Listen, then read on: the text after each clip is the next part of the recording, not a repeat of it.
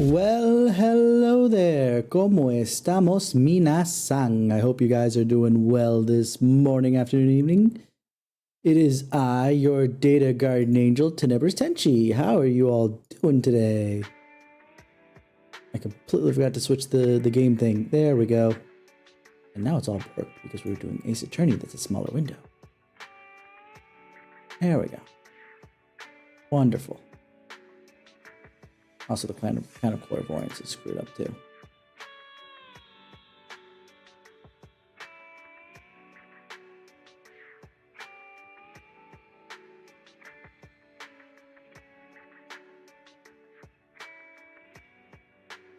There we go.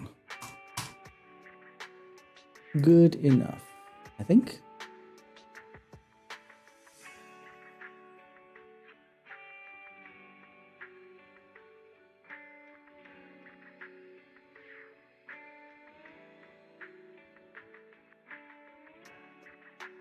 Okay, actually, it's a little bit too big still.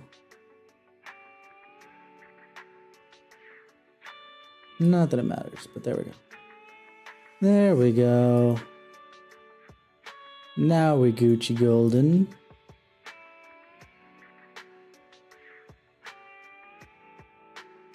Alrighty. Hello, everyone.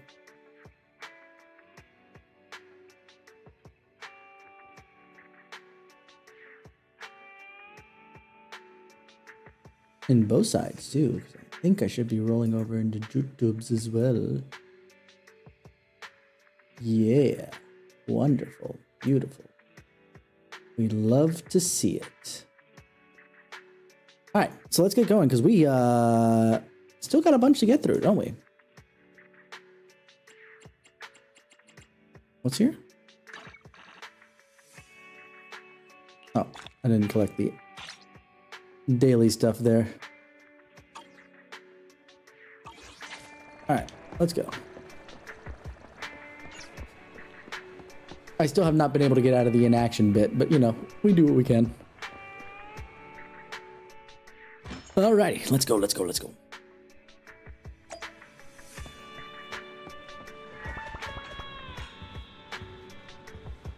So what we're gonna do again, Vivian? Remind me. Lord Phaethon, we'll head out as soon as you're ready. We must obtain the sacrifice core before Hartman does. All right, let's get going then. Okay, so Good day, Lord Phaethon. if I only have two people,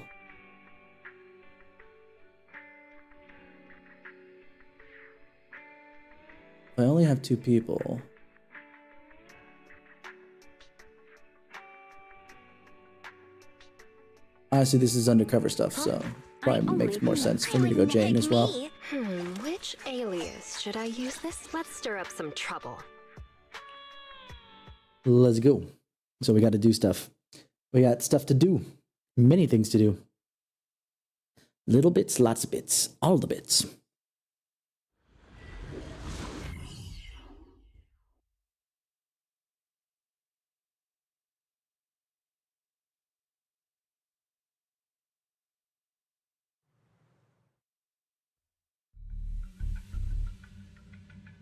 There's Hartman.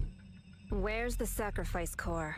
Oh, also, hi, Camille. Camille, you really think I'd stroll around with something this important? Maybe. You're kind of an idiot. Plus, even though the Ravenlocks and the Exaltus have been working together for ages, I've hardly even met Lady Dina. Lady Dina, that's a new name as far as I'm aware. Lady Dina Saur? Are we talking about Jurassic Park right now? Sorry, I'm still eating a little bit.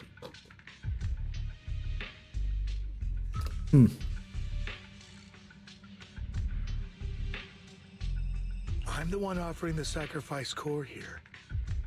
I'm curious what Lady Dina's got lined up for me in return? I'm just here to verify that the core you mentioned is real. Once that's sorted, Lady Dina will give you a proper response. You know what? That's a fair exchange. Our partnership isn't just talk. We need to be sure you have what we need before moving forward. Sure thing. I'll take you to where I keep the core. Once you verify it's legit, have Lady Dina come over. We'll lay everything on the table face to face. All right, lead the way. It seems Hartman is trying to bargain for more. What a greedy and insatiable man. It's just that... why would they only send Camille for something as important as the sacrifice core? Only? And I can't shake the feeling that Camille doesn't want Hartman and Dina to meet. Why is that? That's fair. That I read in that. Who's this Dina he just mentioned? Is she the leader of the Exaltists? Kind of. Lord Phaethon, I really think we should hurry. We must get to where Hartman keeps the core before anyone else does. Okay, Viv, we need to talk a little bit about this.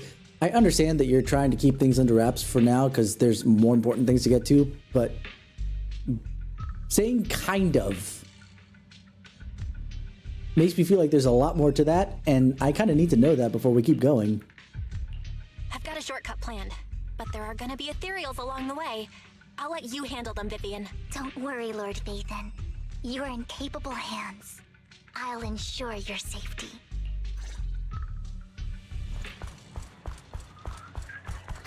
Ethereals!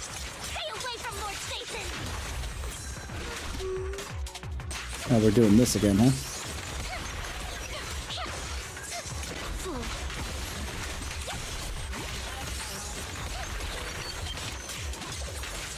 Don't touch me.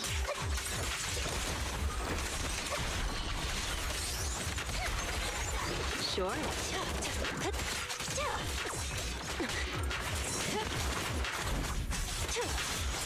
The little bit of lag that we're seeing. Lag frames. Not as bad as it was last. Hartman's trying to negotiate for more leverage. Let me also ensure that I didn't leave anything Let's get out behind. of here before we're spotted. You know, now that you've said that, Viv, I'm pretty sure they're gonna see us. Allow me.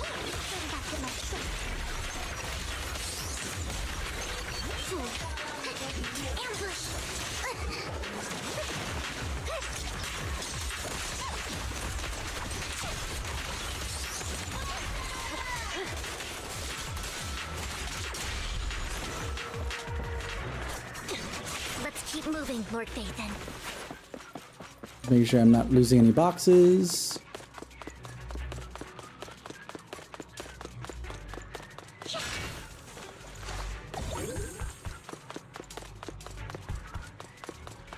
Leave the enemies to me, Lord Phaethon.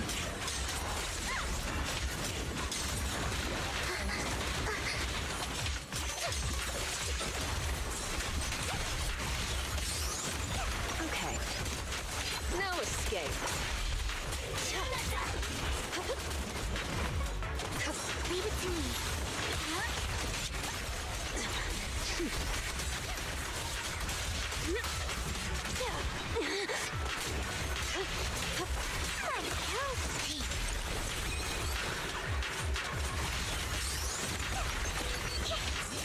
I just realized how much like Mary Poppins she tends to try and be like.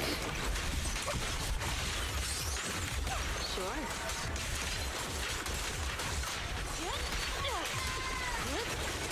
They're still over there. Looks like they're arguing. I wonder why. It's almost like when people don't trust each other that much, it makes for This is our pretty. chance. Let's hurry. No matter who has the sacrifice core, Hartman or the Exaltists, it would be really dangerous. That's the least of our worries, I feel. Hand over what's in the box. Or we do this the hard way. Clearly, we're doing this the hard way. You sure talk big, little girl. Don't. Let's see if you can get past me first. Done and done. Lord Vathan, the box is empty. So Hartman never kept the core here to begin with? How did you even find your way here? Where's the core in the box? What did you do with it? You call this keeping the sacrifice core safe? Just as everyone stands confronting each other, a voice comes from behind. A voice that I bet you... Oh, you're new? Who are you? Vivian, it's been ages. You have way too much of a design to not be a future unit. Hi, Dina. Based upon, you know, the name there.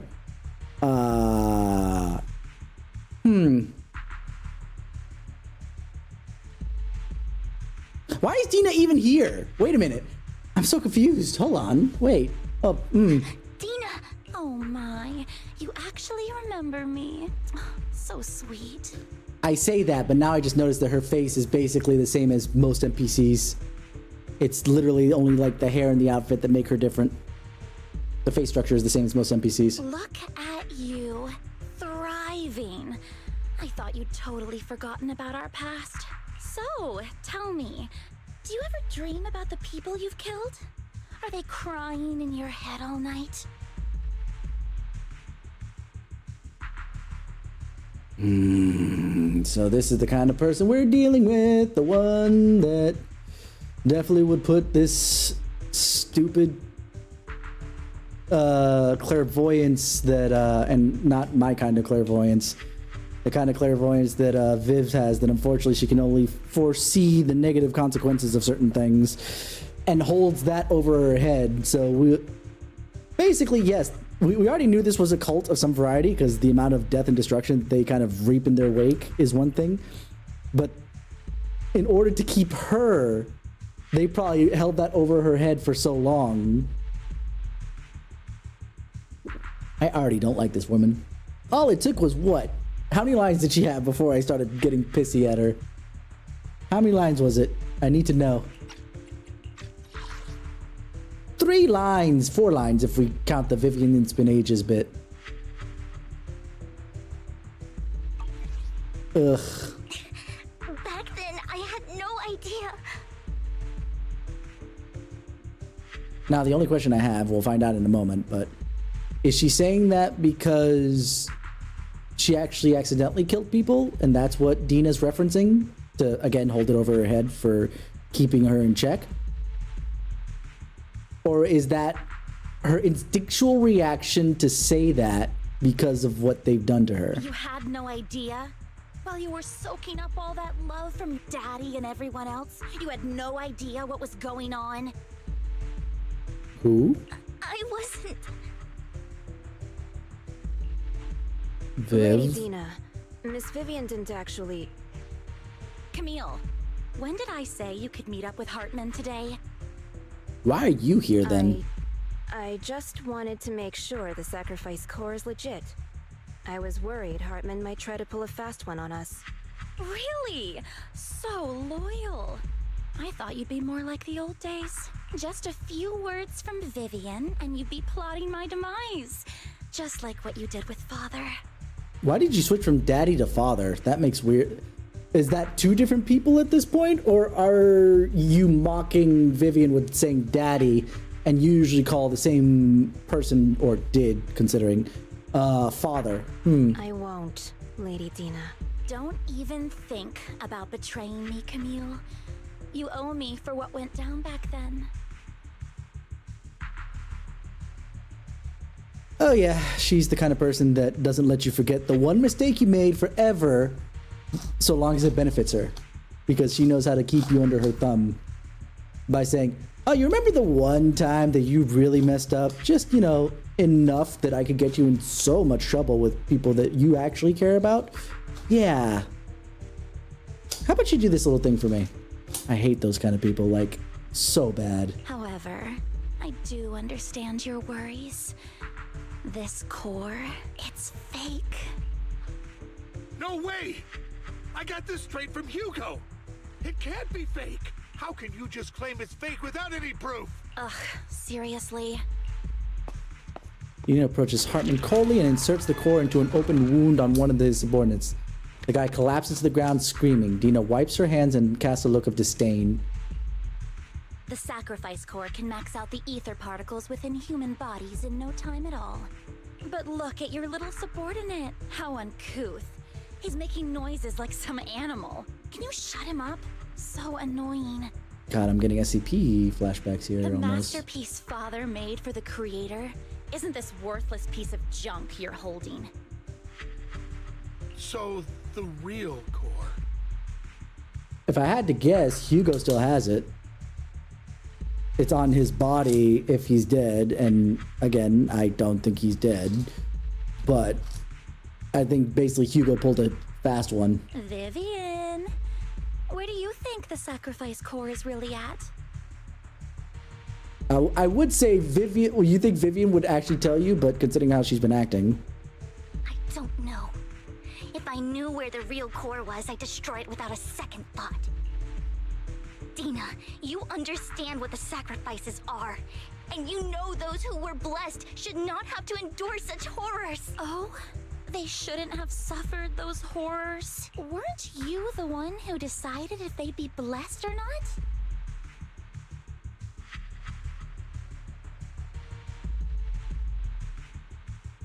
what? I'm trying to find my way around this at the moment, but I should just let it play out because I'm like all of the confused right now. All of it. Just because I really should just keep going, but I like trying to figure this out. Because, okay, I assume what happened was that she would have visions of the negative stuff and they would just take advantage of it and make them into sacrifices. So aren't you the one who decided? Yes, but she didn't know that they were going to be chosen for this piece of shit. If it weren't for your tears, how would they have encountered such misfortune? Maybe they would have encountered... I turned this off too soon. I turned this off too soon. No, you bitch. You absolute freaking bitch. No. Just because she cannot control her visions. Oh, if it wasn't for your tears, how would they have encountered such misfortune? Easy. Somebody else would have... Oh my god, I hate How this. self-righteous, Vivian. Their fates were in your hands.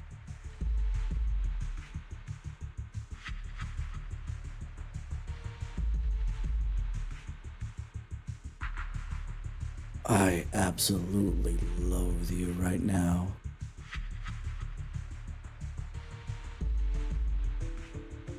Because unless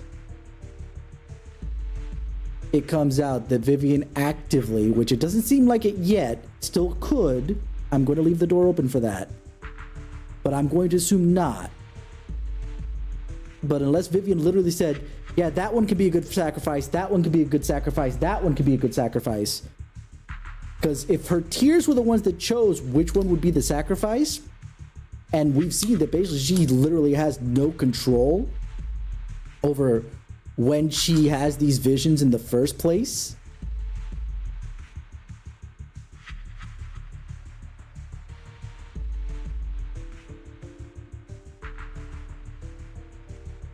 This is cult-like, what she's doing.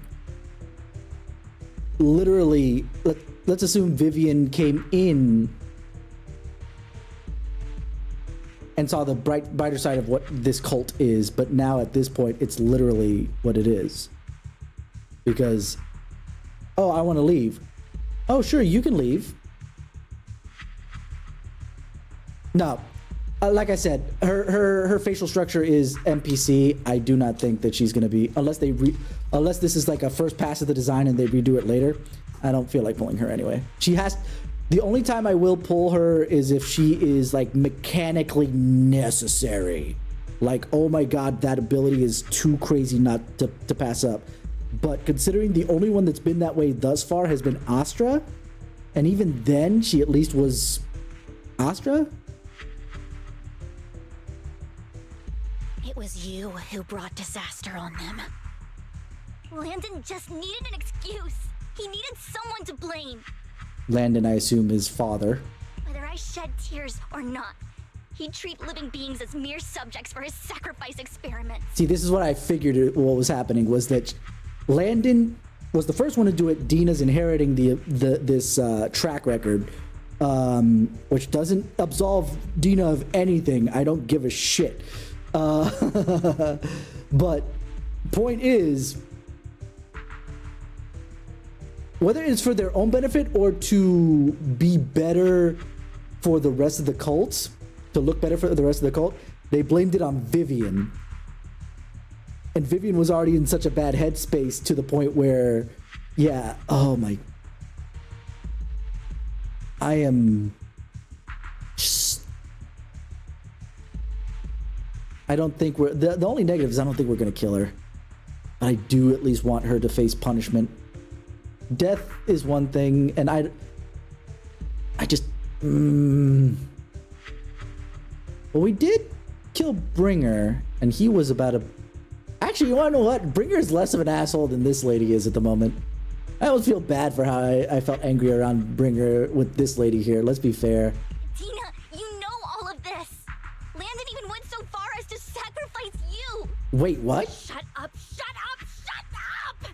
Father did it for his great cause. Pause. Good voice acting. As soon as you, good voice acting. Why?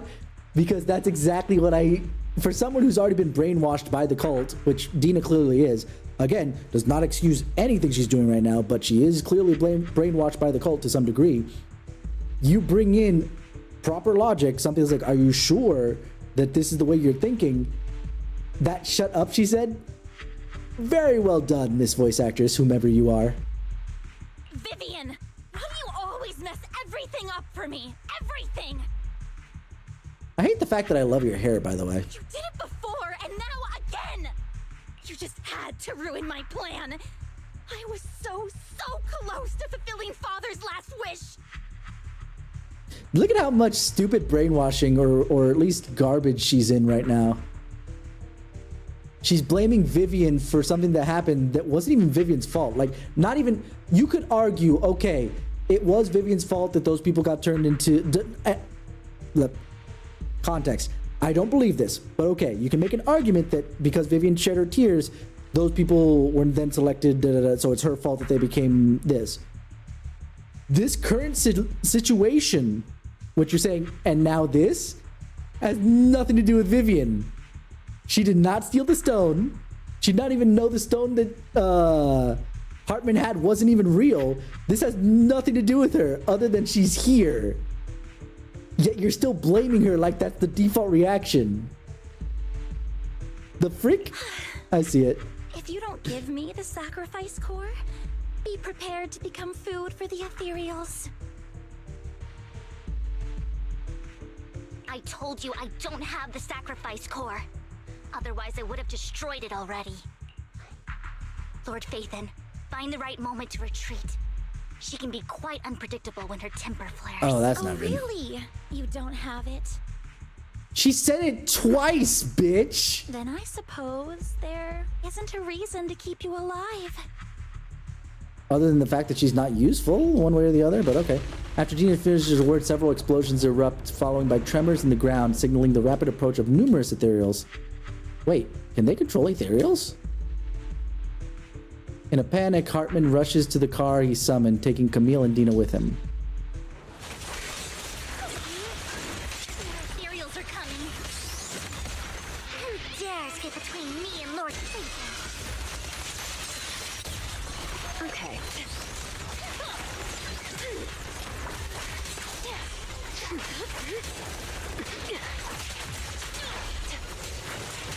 Too many. There's no chance to get out of this. Oh, we're gonna have a little bit of a cognitive dissonance, aren't we? Here's a taste of the abyss.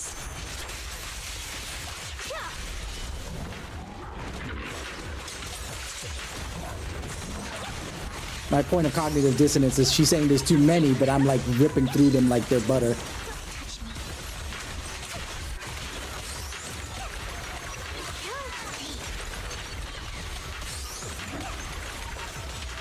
I'll make it painless.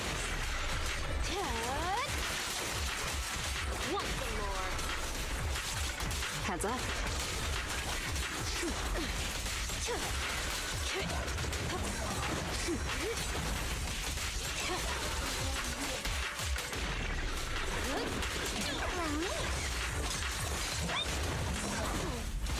Did she squeak? That's adorable.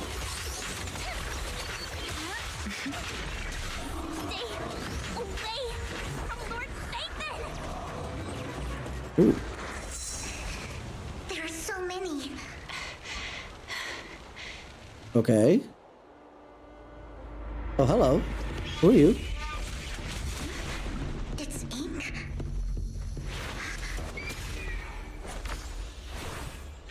Shun Palace, good fortune, closed gate, safety. What? Alright, alright, alright. An evil miasma gathers here. Another place of conflict. If you wish to avoid disaster, then head southeast.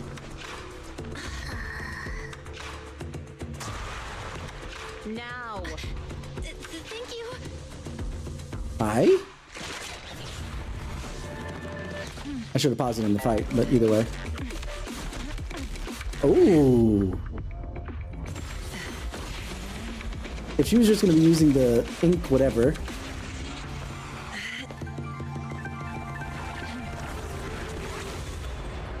I don't know. That part I find a little boring, but the pseudo martial art was really Finally, peace and quiet. cool. You must be Belle, right? Hi, who are you? How do you know my name? Wait a minute. Now I'm creeped out. Mayflower mentioned a special partner might need my help. Mayflower. That sounds familiar. Can I ask, who are you? I'm the 13th generation master of Yunquei Summit.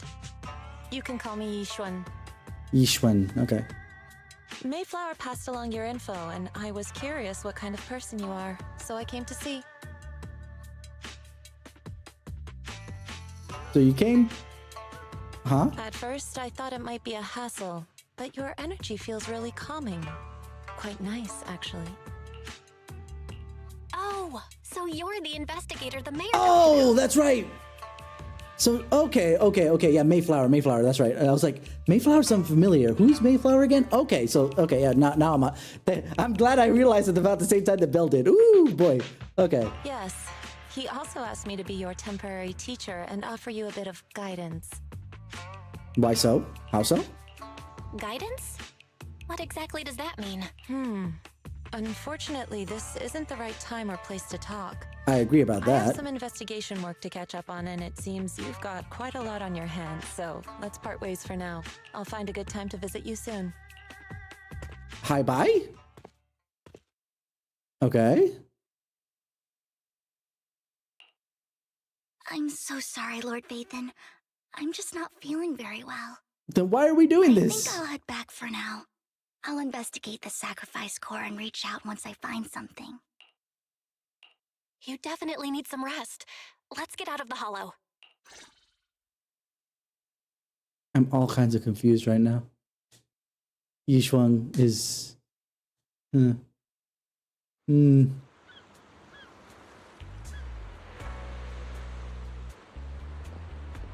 Or you can explain it now while I'm here. Lord Vathan, are you going to rest now? She's pretty cool, yeah. A little dry, but it's still early, so I'm not gonna... I'll reserve judgment for a bit. I'm not in a hurry to get back. You've been kind of off since we got out, and it's got me worried. If something's bugging you, just spill it if you want to. I'm a pretty good listener, you know. Didn't we already talk about this before? I didn't mean to keep my past from you, Lord Vathan. When I was little, people thought I brought misfortune, so no matter where I went, no one wanted me around for long. Then, one day, Landon adopted me and brought me to the Exaltists. There, I met Dina, who was so kind to me, treating me like a dear sister. She told me her father, Landon, was a great man, who'd one day make everyone stop fearing the Hollows. Oh, so we're dealing with that kind of cult. The kind that's like, oh yeah, the world's about to end, and the only way is to make us, not be fearing the Hollows by basically becoming everything that the Hollows are instead of losing all of our humanity. Wonderful. So all life could live freely inside and outside of them. Dina helped Landon pick people for the blessing, and everyone in the Exaltists respected her greatly. Those who received the blessing would have a better ether aptitude, allowing them to enter the Hollow freely without fear of sudden disaster. Back then, Dina would chat with me every day, always about the Exaltists and her father. But things between us shifted when Landon asked me to step in for Dina. Landon told me I didn't only bring misfortune, and that if I listened to him, I could actually help people. Still sounding like a cult. After that, he'd take me to meet people, and if I shed tears, he'd give them a blessing medicine. Those who got the blessing could dodge calamities. At first, I was ecstatic, thinking I could help others. I shared my joy with Dina, but that was when she started to pull away from me. The blessing medicine. Please tell me that wasn't the sacrifice serum Bringer had? Yes. To be precise, it was an early version of the sacrifice serum. Landon's medicine wasn't stable. The medicine Landon developed could boost abilities quickly, but also sped up the development of ether corruption. In the end, most people turned into ethereals, and a few became sacrifices, losing all human consciousness. Yep, like I said. The ethereals were killed while the sacrifices were given to the higher-ups of the Exaltists. The Exaltists wanted the sacrifices to hold human consciousness, so Landon's medicine was seen as a failure, and he gradually lost influence within the Exaltists. Oh, so he's not even the leader. Okay, nice to know. One day, I saw Dina, and tears streamed down my face. In a bid to save his reputation, Landon decided to let his own daughter receive the blessing. I had always thought that getting the blessing was a good thing, until I saw terror in Dina's eyes that day. Now I know why Dina's being an absolute bitch. It still doesn't forgive it too much when, it's still not Vivian's choice whether or not she has tears streaming down her face. And your father could have been like, hey, or stepfather, depending on whether or not Dina was also adopted, could have been like, yeah, no, we're not doing that one. But guess what he did? He wanted to save face for himself because he's an asshole. So, yeah. That evening, I broke Landon's rules for the first time and followed him out of the Exaltist's residence. I trailed him to the Hollow, where I witnessed someone who had been blessed becoming corrupted. In the end, that person became an ethereal. Then, without hesitation, Landon killed him. That second half, I will at least defend a little bit, just because if they became an ethereal, so far we've established that we can't reverse the process. So better that they die at that point, but the forcing to become the ethereal is the monstrous part. Before Landon returned, I went back to the residence and snuck into his study. And there, I uncovered the truths I just told you. And just a few days later, it was time for Dina to be blessed. I wanted to save her and stop anyone else from getting deceived. So, that day, I told everyone present that Landon should be the one to receive the blessing, not Dina. And that's why Dina's at least okay. Now I'm starting to at least understand where Dina's come from. It doesn't excuse, we will reiterate, it does not excuse what the hell she's doing at this point, but it does make a lot of sense. At first, Landon argued, and no one believed me. But in front of them all, I looked at him and let my tears fall. Let my tears fall. So that sounds like basically either she forced tears or was crying for a completely separate set of reasons that was not, her being able to see, foresee things related. We're getting a cutscene? Lord Landon, Kind of. please accept the blessing. Vivian, you... Why won't you accept the blessing? Were you lying to us? Yeah, how about that? And seeing Landon makes me think that, unfortunately, Dina is his daughter by blood, because very similar otherwise. Ungrateful fools! You have no use anymore! Hey, look who's there.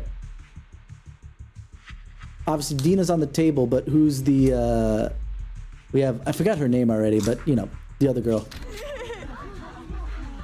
Liar! Run! Run! Dina! Vivian? What's happening? Listen to me. Lord Landon's so-called blessing isn't... Father!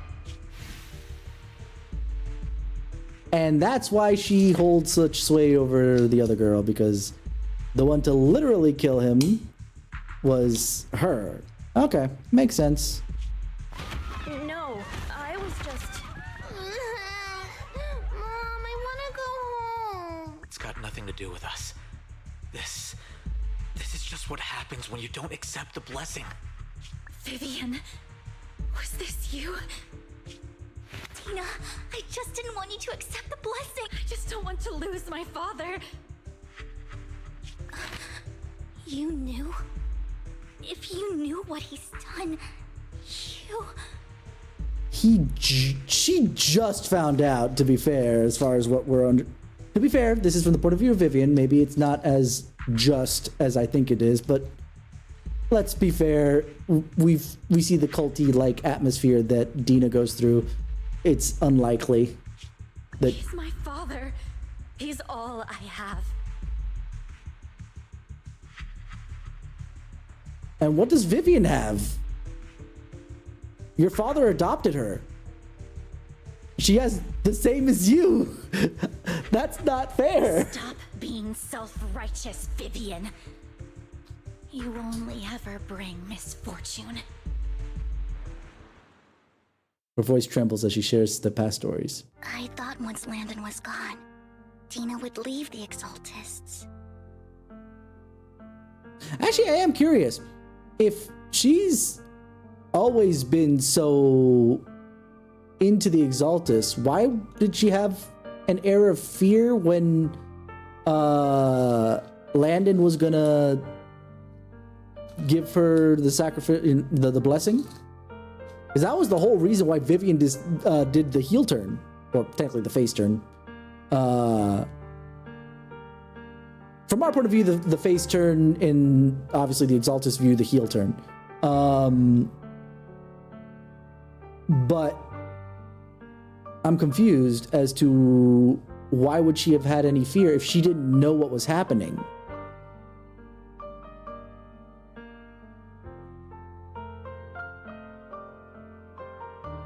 There's a little bit of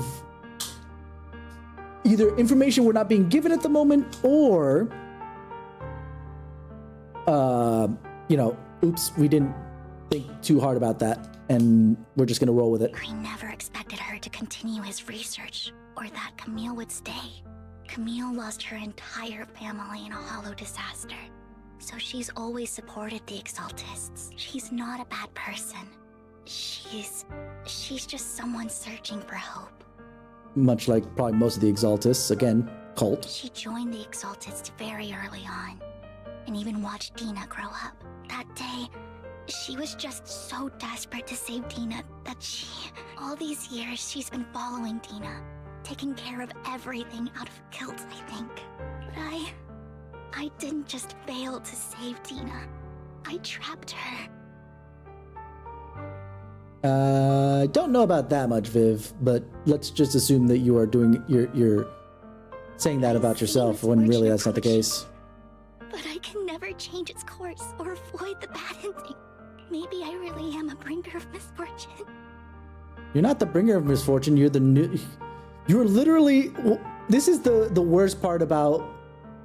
And obviously it adds to drama. That's the whole point of this, right? But every single time when a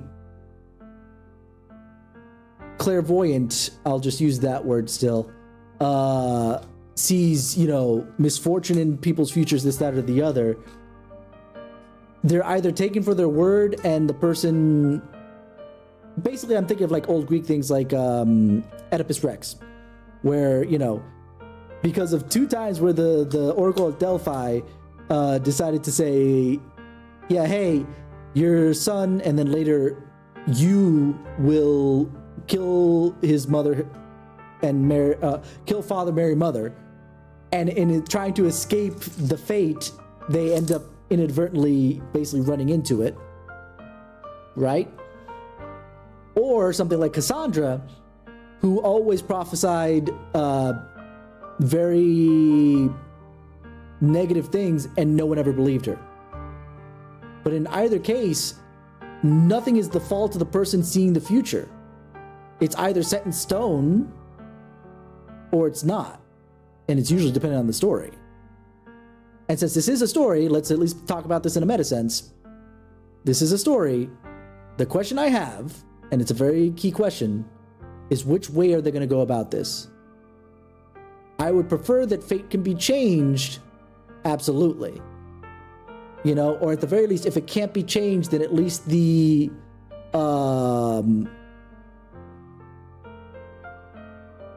what's the word I'm looking for? The context is not clear. So for sake of argument, for those of you who have ever played Persona 3, spoilers for Persona 3, by the way, including Persona 3 Reload, but the protagonist by the end of that game dies.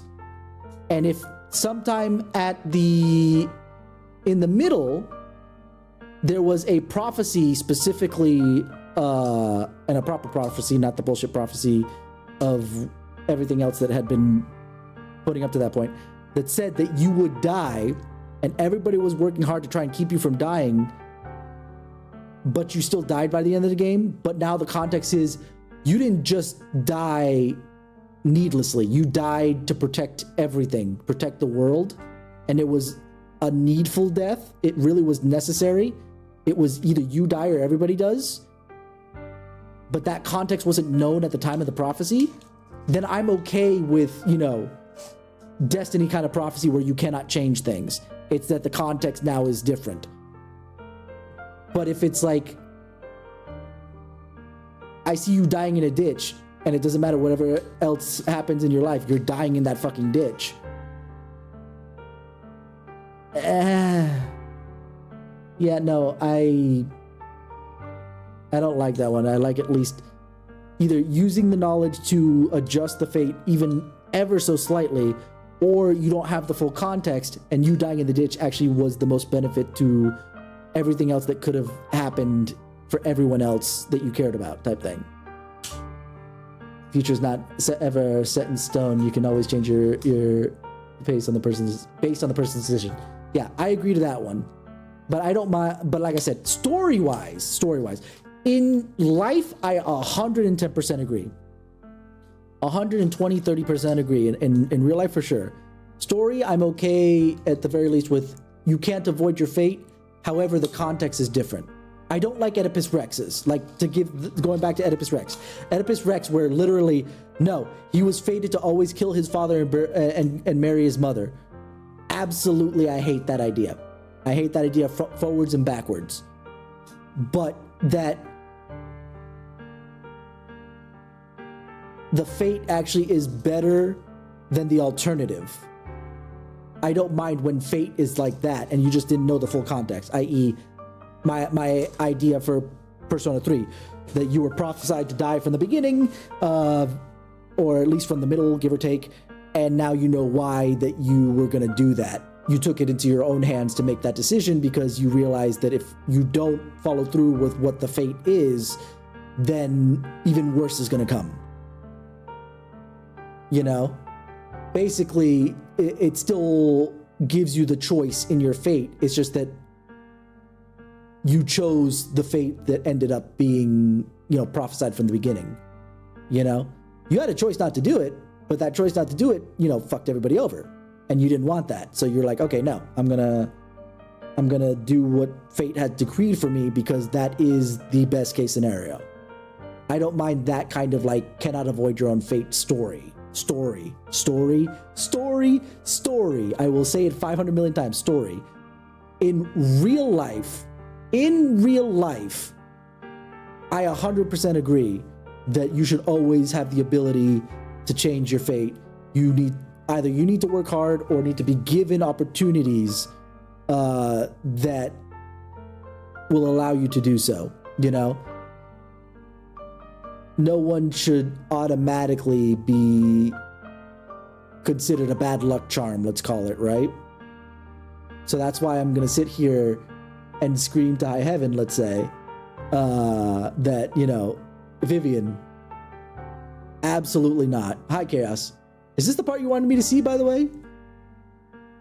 But absolutely not, Vivian. You are not a bringer of misfortune. Absolutely not. People took advantage of you. Like, think about it from a different perspective, Vivian. They used you as the radar. They were going to do it regardless because that's what it was going to happen. You just made it easier for them to make their choices. And their choices really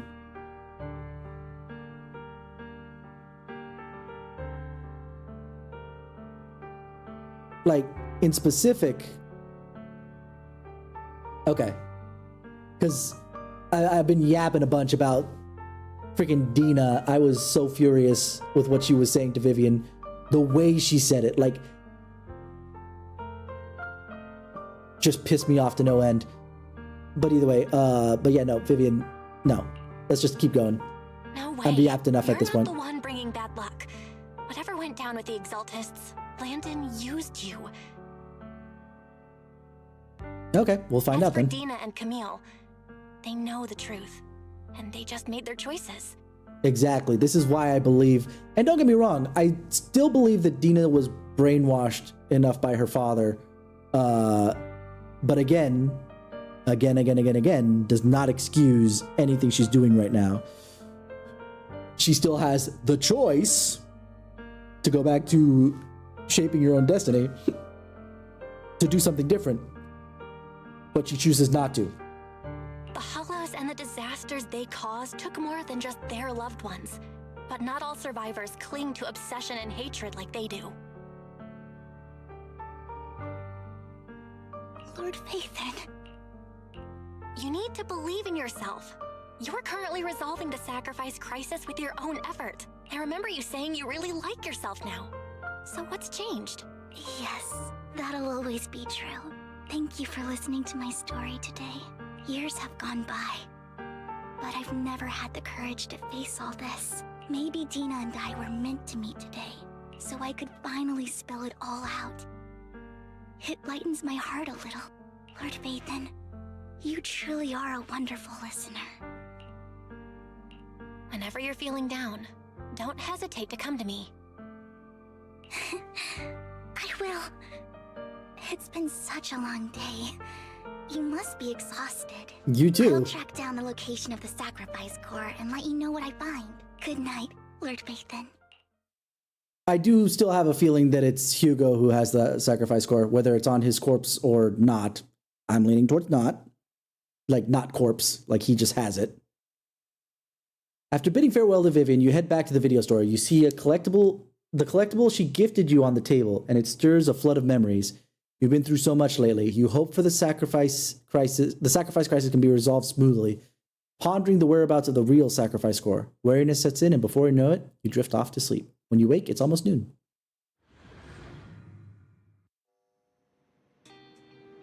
Belle, Vivian was in the store just now, but you weren't here. Did she need something? It was about the sacrifice core. The first time the sacrifice core appeared was at that auction, so she decided to try and find the security footage from that day.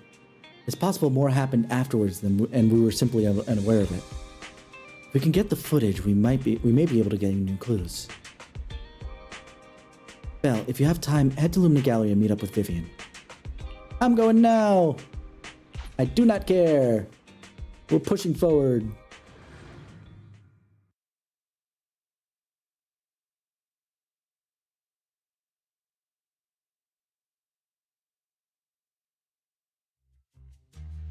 Earlier, Vivian exchanged information with an acquaintance in the auction house's lounge. Sure. I didn't expect you Is to that be how you working pronounce here. her name? Perfect. Also, more connections that freaking Vivian has that we have too. So Shal. Okay, Shal is how you pronounce that. I was saying like Sjal. But Shal, okay. Interesting. I was just covering someone's shift.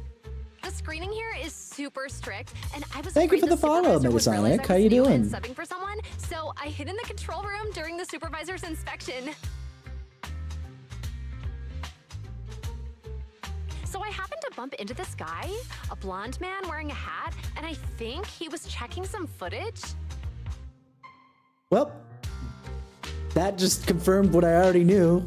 Hugo's not dead yet. Then he logged that footage into the tape he brought. Later, I found that part of the footage had been wiped. Ah, have fun then. Blonde, wearing a hat. Could it be Hugo? Do you know him? I think it's him. If it were Hugo... I think I know where he would hide the tape. Thank you, Shaw. You were a big help. Well, I do have Vivian, but I don't think I'm gonna be pulling for her Wenjin because I want to save up for Hugo. Great! You also helped me a lot when I started working. I used to make mistakes all the time. If it weren't for you cleaning up my messes, I would have Nice. been fired ages ago. So I'm happy I could help you too. Why does Shal's voice sound super familiar? I'm trying to place it, and it's not coming to me. I know that we probably don't have a confirmation about anything. All right, go ahead and do what you need to do. We'll catch up another time.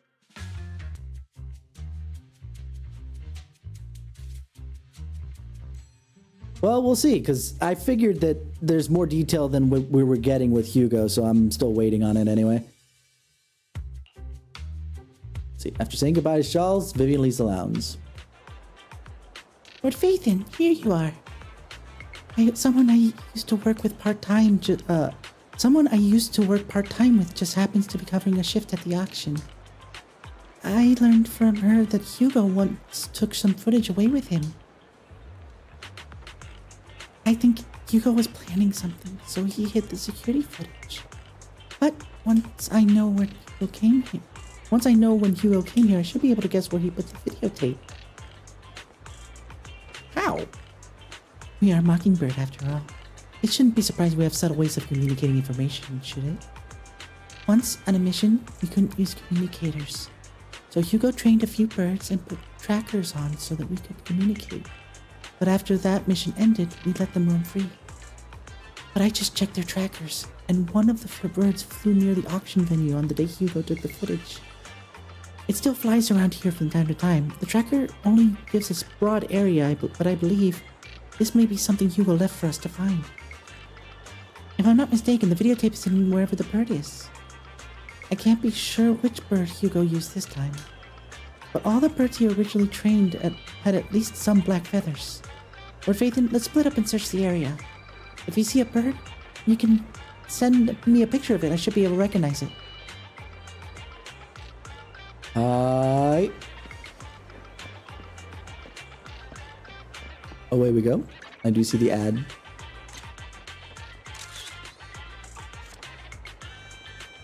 A soft and sweet ball of fluff. Hard to imagine this bird is Hugo chose for mission. But it does have some black feathers, so maybe this is it. Either way, might as well take a photo and send it to Vivian. After sending the picture of Vivian of the panda-colored chunk of a bird to Vivian, you get a negative answer. Let's keep it looking elsewhere. Panda-colored chunk of a bird. That's a heck of a freaking descriptor, huh? I'm fairly certain it's not the Bangbu. If it is, it'll be the last thing we check, now won't it? Let's just run the ads while I'm doing this thing, shall we? Since it's just me running around taking pictures.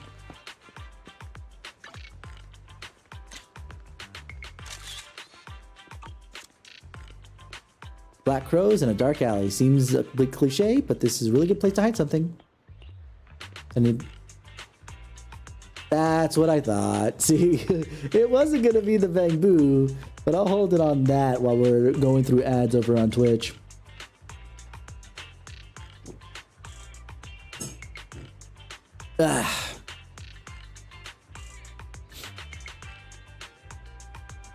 I'll at least get this started. Alrighty, we stretch then.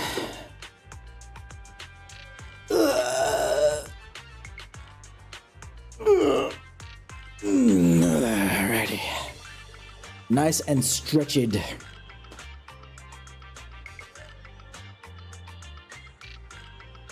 But not in the same way as Bilbo Baggins.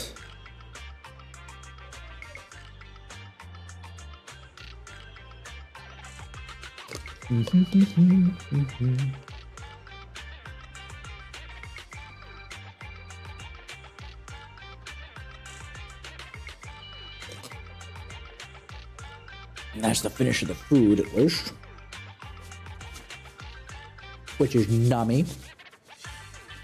I did take a sip right before I stretched, but I'll take another one just for you there, Shira. Ah, nice. That's the one. It's all thanks to Lord Phaethon that we found them so quickly. If it's here, then Hugo must have hidden the videotape among those boxes. You look through the boxes and find the recording, but it's been damaged. After discussing with Vivian, you decide to head back. Oh, it's been damaged. I wonder who can help us with that. You decide to head back to the video store to repair it and check contents before making your next move. All right. And if we couldn't do it, I'm pretty sure Rain could probably help us out, if I'm being honest. Barry repairs the videotape, and you watch the recording. The content leaves you shocked. It's a conversation between Hugo and Camille. Okay, so he already knew that. If I'm not mistaken, you and Vivian share the same goal. Silence is no good for negotiation. I just don't want Dina to reach a point of no return. Hasn't she already reached that point with what she's doing? The formula for the Landon serum was lost, but a batch survived, and Dina was able to develop a substance that can be used for mind control. She's trying to combine the two to make sacrifices that would obey human commands. Why? If the dormant sacrifice and the remaining Landon serum are destroyed, we can put an end to this. Dina's concoction can't create sacrifices on its own. And the sacrifice core? That belongs to the creator, not her. So she's still culty, just not following one particular leader over another. Although I find Landon's methods despicable, I can't deny that the Exaltists and the Creator are leading us in the right direction. How? I just don't want Dina to spend her life trapped by her father's mistakes. I mean, no offense, but I find your protectiveness rather weird. I will confirm the location of the dormant sacrifice and find the chance to relay the information to you. I do not want any of my people to be going into danger. As for the sacrifice core, I can only guarantee that it will not fall into her hands. As for how things will ultimately play out, The Creator will guide me. So that's all he... Yeah. Camille was actually destroying the dormant sacrifice? That might be why Camille was acting behind Dina's back in the first place. Okay. Now Camille's actions make sense. But why did Hugo never tell us? Hugo... He... Belle, Lycon said there's something urgent he needs to discuss with us right now. All right, let's patch him in. Master Proxy, I apologize for disturbing you. We have just learned that the Ravenlock family will host a banquet tonight. I mean, I know this is over the phone, but I wish the filter wasn't on top because now it's ruining a lot of his voice for me. This banquet is rather special, as they're allowing members of their family to invite business partners to attend.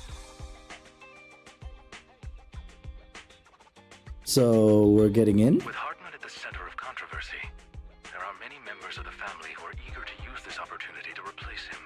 The mayor has been spreading rumors of a young tycoon who inherited a sizable fortune and is looking to partner with a person from an old and influential family. Sounds like we're going undercover again. This information has lured a young man named Burton from the Ravenlock family. So, you want me to pose as this tycoon and use Burton to infiltrate the banquet? Correct. And Hartman's study is also located within the venue. I see. Hartman's study might hold valuable information. Very valuable information. So, what should I do? You can attend as her +1. Why did you clear your throat there, Lycan?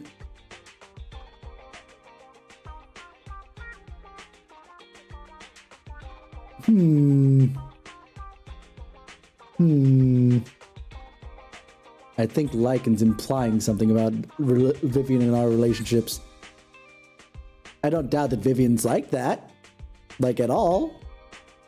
But, by the same token... +1! Lord Phaethon, please go with me! Like I said. I'm pretty sure Vivian's like, done, let's do it! Master Proxy, it seems Miss Vivian requires your presence, so... Yes, just your presence will help me immensely! I love Viv. Alright, then let's She's go so together. cute. I'll send you the time and place for the meeting with Burton. If you encounter any danger, please evacuate immediately or contact me for backup. I hope everything goes well for you tonight. You get in contact with Burton. Something was a little weird about that. Either I got in contact with Burton or that was supposed to be not Vivian saying it. He said he'll come to 6th Street later to escort us to the banquet.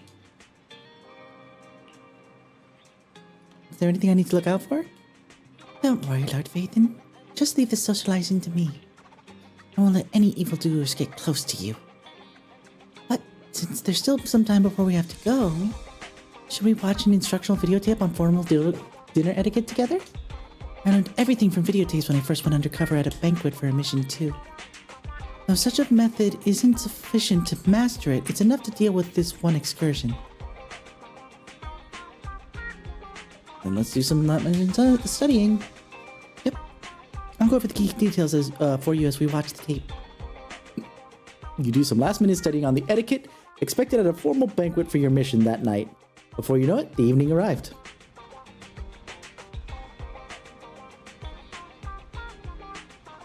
Vivian's not acting like herself. She's not, hunched over blushing on the couch that she's in freaking Lord Phaethon's room. Someone replaced Vivian. Obviously, it's because she's got other things on her mind at the moment, but either way. Lord Phaethon, Burton sent his location. Are you ready to go? Are you ready to join me for the banquet? Sure. Then I'll meet up with Burton first and make sure he's not tampered with the car. Lord Phaethon, please wait 5 minutes before joining me. It'll be safer that way. Vivian heads off first. After 5 minutes, she sends a message saying all is good, so we go meet up. And away we go! Wait, okay, for a second I was like, wait, why are they parked in our back parking area?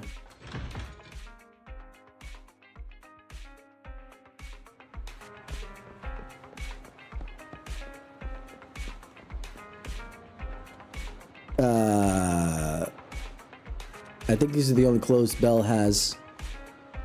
I haven't seen her wear anything else as of yet. I guess Vivian thought that the etiquette would be enough. He's not dressed all that fancy either, let's be fair.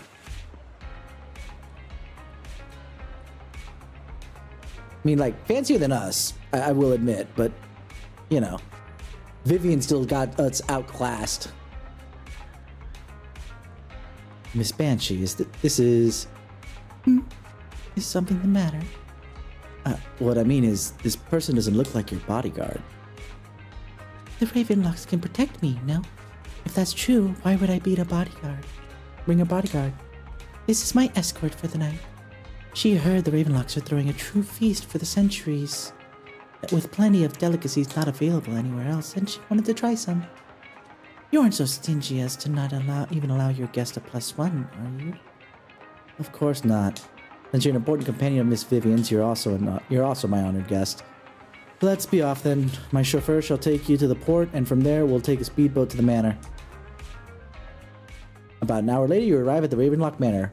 With Burton's guidance, you go through numerous security checks before finally arriving at the banquet hall. Miss Banshee, I believe Oh, he's a I've lot shown higher you my voice than I would have thought. sincerity. Now how about you? Sincerity. My presence here is a show of sincerity. Ah, we're playing the old Joe Sama. Let's go. If we're to work together, Miss Banshee, you should drop your pretentious act. I am well aware of the ways of the Ravenlock family. If I were to come empty-handed, I probably wouldn't even be able to make it out the front door tonight. Since I agreed to come with you, and even brought along my most precious companion, does that not show my deepest sincerity? I mean, the first part, no. The second half, about bringing us along, yeah. No need for such an off-color joke. Our door is always open for those coming or going. We both know what's what, so let's cut the small talk. I know far more about how the Ravenlock family made their fortune than most here. I am also well aware of why Hartman, despite such a massive scandal, still remains in power. You do? You want to share? I'm actually very curious. Oh, do tell. Exaltists, blessing, sacrifice, Landon. Where would you like me to start? How did you know that? No, who are you? Don't be so tense. If I'm not mistaken, it's about time the banquet began. Okay. Just point of reference, point of order, whatever I want to call it, right? What's the word I'm looking for now? I'm kind of like blanked. For undercover work, as far as just like experiencing it from the outside, give or take, I prefer Viv's to Jane's. Jane's is overly forward, where Vivian's still very, you know, it's forward in a way, but not in the same way. And I like this one a little bit better. My companion Just a smidge better. and I are At least what famished. for what's Is this how you advertised. treat your guests? By letting them starve? Actually, hey, only because I haven't been paying attention. Chaos, is there any character stuff for Viv? Like videos that I completely missed out on because I wasn't paying attention? Perhaps when we've had our fill, we'll remember where the sacrifice is hidden. Which we have no idea, but we're yelling about it. You know where the sacrifice is? So, can we go get something to eat now? And I'm also looking forward to receiving a special dessert from you. You know, I just complimented you on not being like Jane, and all of a sudden, there we go. We can discuss what you wish to know while we enjoy dessert. Of course. I wouldn't let such an important guest discuss matters on an empty stomach. As for dessert, I will prepare it myself, and I guarantee it will satisfy you. How much of this is phrasing, and which direction is it going? I'll come find you later. I wish you a pleasant evening. Burton hurriedly leaves, and Vivian seems to breathe a sigh of relief. These kinds of people are exhausting to deal with. Wow. Isn't that a mood? I really don't know how Hugo used to put up with it. Yeah, I'm gonna ask that. What did you mean by dessert? What did you mean by dessert just now? I couldn't really follow. Hugo taught me that bringing up dessert in such situations is a way of telling the other party they need to offer more.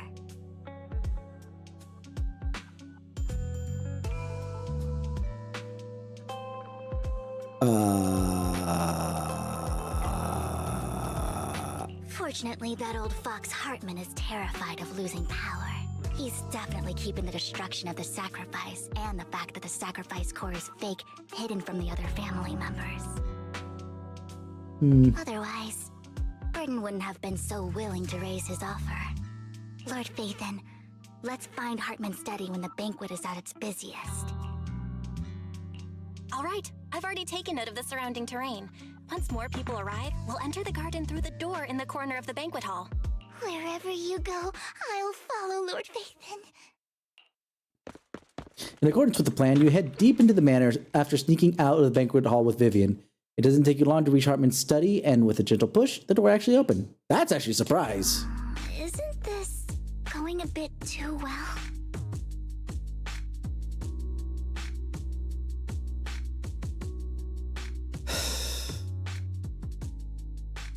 Viv, you are not a harbinger of misfortune, but you really need to learn how to keep your mouth shut. Alrighty, Shira. Hopefully you get your slips and you feel better than you did yesterday, at least. I'd rather contact Lycan. I need help from Wolf Daddy. The security around the manor is really strict, but inside might be more lax. But just in case, let's tell Lycan. Absolutely. Right. Having some backup would be safer. Let's check Hartman's recent correspondences for clues. I still have concerns about the sacrifice core.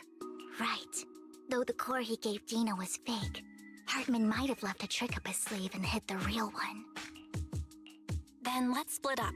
I have a feeling Hartman didn't. I think it was Hugo that did the tricking. You and Vivian search through Hartman's office for a while but find nothing. Just then, footsteps suddenly come from outside. In a moment of panic, you hide behind the desk.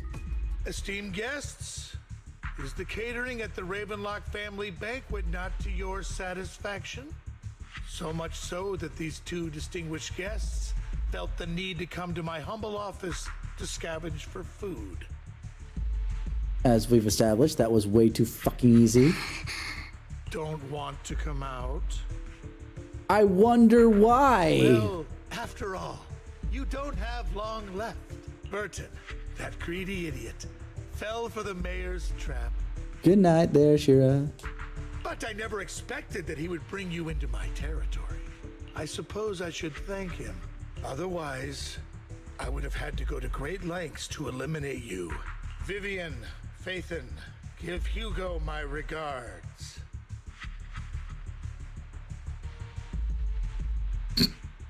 I'm sorry. That's funnier than it should have been. King Dragon sends his regards. Sorry, that's not low enough. But then again, I'm not sure if I can match freaking Sung Wong Cho in his low voice. King Dragon sends his regards. Archibald, no! Sorry. Go look it up on YouTube. It's fun. Tell him. Long live the king? I shall be taking the wealth and power of the Ravenlock family for myself. Technically the same. A little more wordy. I think I like Long Live the King better. Hartman raises his gun, aiming at the desk, yet there was no gunshot. With a clink of metal, a familiar voice comes. The bullet? How? Hi, Hugo. Like, there was no way. Like, you basically spoiled the fact that Hugo survives by announcing that he was going to be a pullable unit. The only thing that made me balk at it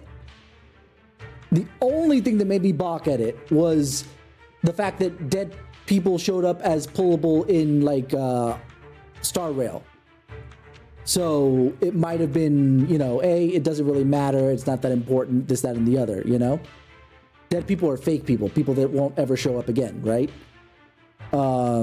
Fake people, i.e. it was a disguise. They were a different character altogether.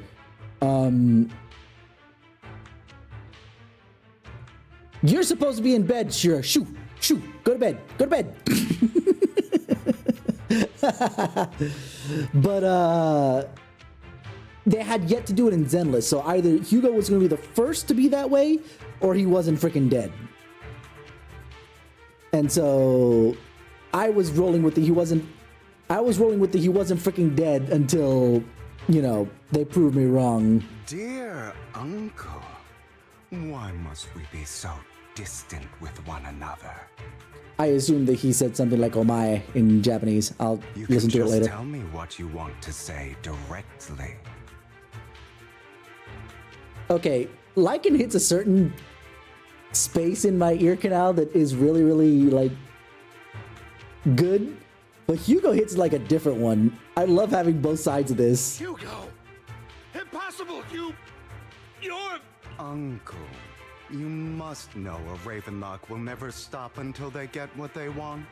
Did you really think I would be defeated so soon?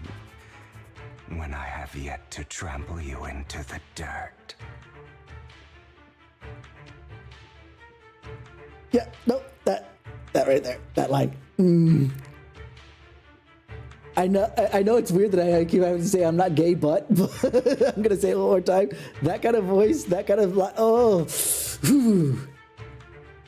just the sound. Like obviously, you know, other things notwithstanding. You filthy bastard! You only know how to resort to these petty tricks!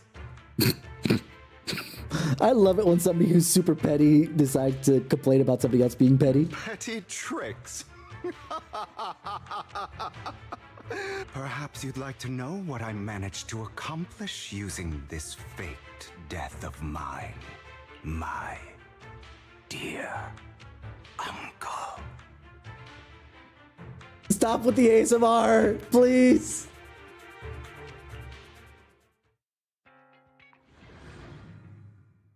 You whispered that shit, dude.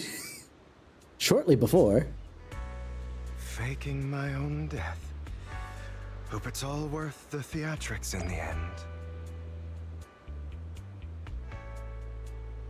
It was just to keep Hartman off my back, but maybe I went a little overboard. The manager must be pretty shaken up. I should apologize at some point. We have a problem. This mission. Guess I'll also bring Lycon along. He's my partner in crime, after all. This tells me that freaking Lycon knew. He freaking knew.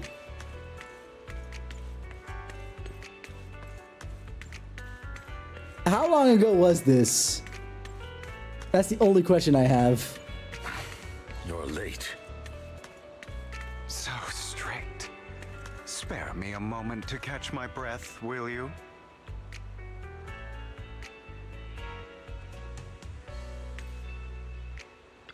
Was this after Lycon killed him? You're taking Quotation longer marks? to rest than I expected. Lycon, you think too highly of my physical capabilities.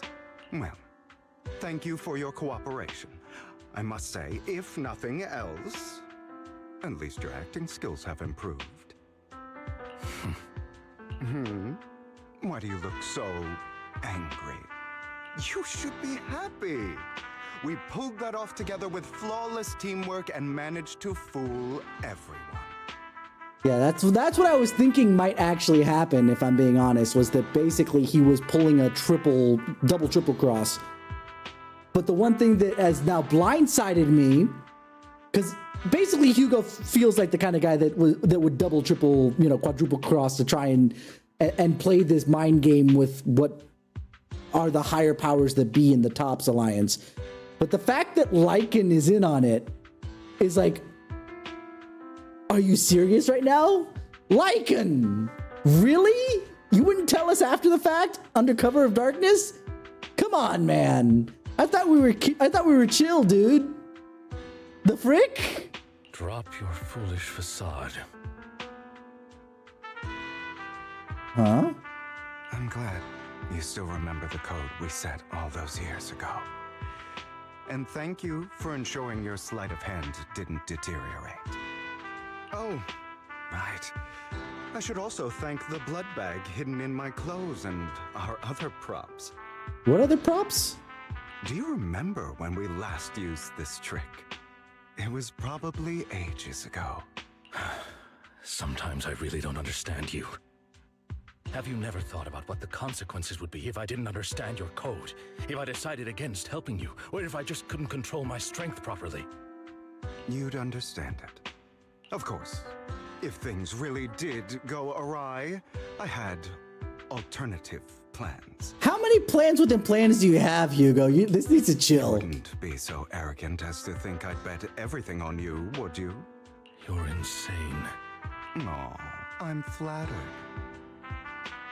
That's not what you said, but let's just... It's the same idea, so it's fine as far as the error is concerned. Can you guys just, kiss and make up already? Like, I said that last time too, but Jesus Christ. So what exactly is the purpose behind all this? Surely after going to such great lengths to erase your own existence, you don't just plan to hide here and reminisce about the past with me. Don't try to brush this off. I've already helped you enact your plan. Tell me the truth. Don't get your tail in a twist. I have more plans that require your assistance, so naturally I would not hide anything from you. Simply put, as things stand, whether as Hugo Vlad or as Mockingbird, I am doomed to die. Seems you've made quite a few enemies. As a member of the Ravenlock family, I negotiated with Edmund and managed to obtain resources from Tops for my future plans. I also confirmed what attitude they held toward your master, the Mayflower family. Meanwhile, I used my identity in Mockingbird to strike a deal with Hartman and gather information on their collaboration with the remnants of the Exaltists. That's where I got my intel on what Bringer left. Okay, hold on. Let me reread that. That was a lot to take in at once. Meanwhile, I used my identity as Mockingbird to strike a deal with Hartman. Oh yeah, that was the double cross initially. And gather information on their collaboration with the remnants of the Exaltists. That's where I got my intel on what Bringer left. Okay. Oh, by the way, the crime declaration letter that your dear mayor received, that was also sent by yours truly. He's probably figured that out by now, right? Though I'm not sure if he told you. The mayor learned about the sacrifice attacks through his own means, but lacked an opportunity to take action. That warning letter was precisely what he needed. You aren't hopeless yet. How delightful. Hugo, stop it. In short, I'm more well-informed than your lot because I get around, dealing with all these different important figures. Is that why you told Vivian that dessert implicates, that they need to give you more? But of course, it comes at a cost. It's only fair. After all, you can't hide the smoke from a wildfire. Rather than trying to carefully tame it and risk setting yourself alight, it's better to let it burn free. When I helped you put on your little act, killing you in front of everyone, you left the sacrifice core to Hartman. That was intentional too, then? I will point out that the one benefit of Lycan knowing this is that he still has not killed anyone without cause or purpose. What he at least kept ragging on Hugo for, he still gets to keep the high ground because he still has not done it. So that's good. Oh, yes. And it worked like a charm, didn't it? Now no one cares for me anymore, and all eyes are on Hartman. A perfect situation for keeping the Ravenlock family in check while dealing a cutting blow to the Exaltists behind them. Another crucial point is Vivian and Phaethon. I must sever any ties they have with me or Mockingbird. Phaethon makes sense. Why Vivian? Although I feel bad for Phaethon about what happened, but it had to be done. That's the only way they would be safe, allowing the plan to continue. I noticed that you never turned your blade toward Master Proxy. Oh, he used the flat. I gotta go look at that. When we get the opportunity, we're gonna go look at that cutscene again. I'm gonna look to see if the flat of the blade was what was being pointed at Belle. If they called that from the beginning, then yeah. Those words you said back then were also... I will bloody my hands. I will carry the weight of my sins. I will become the Abyss. Obviously, it was all an act. My acting has always been impeccable, as you know. All right, we'll let him stand on that while we go to ad real quick. But, oh my god, just... It still bugs me more that freaking Lycan knew about it and has never said anything about it this entire freaking time. Like, don't get me wrong. Obviously, let's even assume that this is only like earlier in the evening today. But Lycan knew that Hugo wasn't dead since then.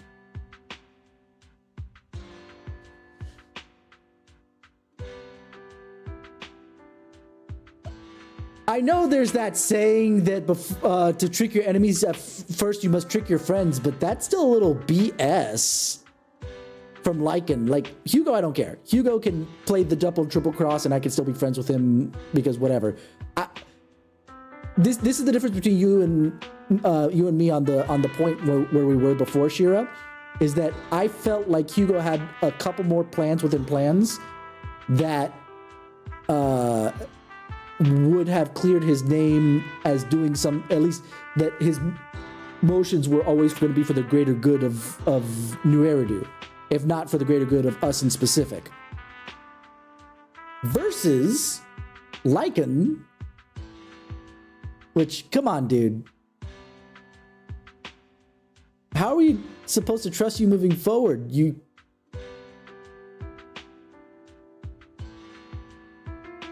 I would have thought that you're coming out as the, attendant specifically to the Mayflower family would have cleared all doubt, because we didn't know about that before, and that actually is a huge show of faith and reveal. And then all of a sudden you decide to hide this behind her back, not even hint a little bit towards the fact that Hugo could still be alive. Hugo, you're taking such a tremendous risk. Why? I'll fill you in on it later, Shira. Would you believe me if I said it's for justice? Just us? But unfortunately, it's not. I want revenge on the Ravenlock family. And I will make sure that despicable excuse for a human being, Hartman, suffers a slow, Good night, Shira. torturous Westwell. end. Of course. I also promised Vivian that I would help her investigate the whole thing with the Exaltists. That's all. You don't look too good. Is it your wounds? No. This is the first problem I plan to resolve. Lycon, do you have a place that is sufficiently discreet, quiet, and can take a lot of damage? Huh? Lycan leads Hugo to a small warehouse in Port Elpis. Hugo looks quite pleased with the place. After scanning the area for a moment, he sits down on a chair, pulls out some rope, and ties himself up?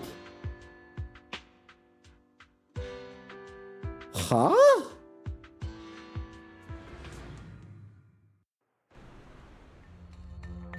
What exactly are you doing? Don't look at me like that. If I didn't have to do this, I wouldn't. Hartman recently obtained a bizarre substance, most likely from those crazy Exaltists. After use, it allows control of the victim's mind, to some extent. You were dosed with it. To be more precise, Lycon, I deliberately allowed Hartman to put this drug in my cup to facilitate our previous collaboration.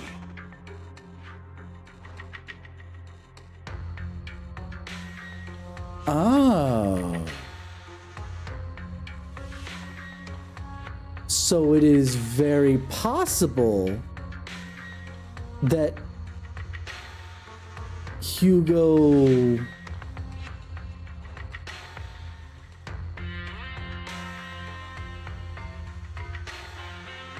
didn't even have a choice. Why is Lycan already dripping, by the way? I just noticed he's wet. Is this maybe because it's supposed to be a before and after something happens and they didn't want to draw two, comic panels, essentially? Okay, so this is it. Let's see. Hugo tells Lycan of what happened back at the private suite when he was negotiating with Hartman. The only reason Hartman agreed to work with him was because of this, because he had drugged the red liquid. After that, every time Hugo and Hartman met up, the latter would always add a small dose of that drug into Hugo's cup, and then ask questions, attempting to glean information. After finding out about it, I quickly found someone to help analyze its composition. The good news is he gave me a very low dosage, perhaps because he was afraid I might notice. There's a different medication that can delay its onset, preventing me from actually being under his control. I simply need to put on a show in front of my dear uncle. The bad news is that currently there is no antidote. When I delay those effects, however, they will accumulate and erupt when my body reaches its limit. It may even break my mind. All right. And that's exactly what's happening now. I need to endure those accumulated consequences. So, I will lock myself in this room for however long that takes. I've tied my limbs to prevent me from smashing this place or accidentally hurting myself. Anyway, after you leave, do not open this door, no matter what you hear. I recommend seeking professional medical assistance. This is advice I received from a doctor. Or are you saying you don't believe I can make it? So, This is interesting. come find me here at the scheduled time. All you need to do is smile and await my victory. What if I want to stop you? You know you won't succeed. You never have. And you never will. Interesting.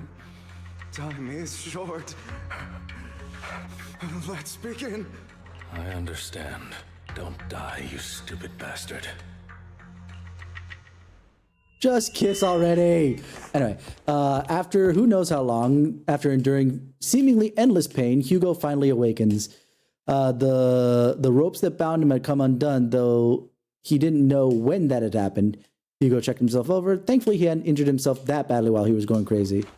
After some time, Hugo straightens out of his attire and tidies himself up, and then opens the warehouse door.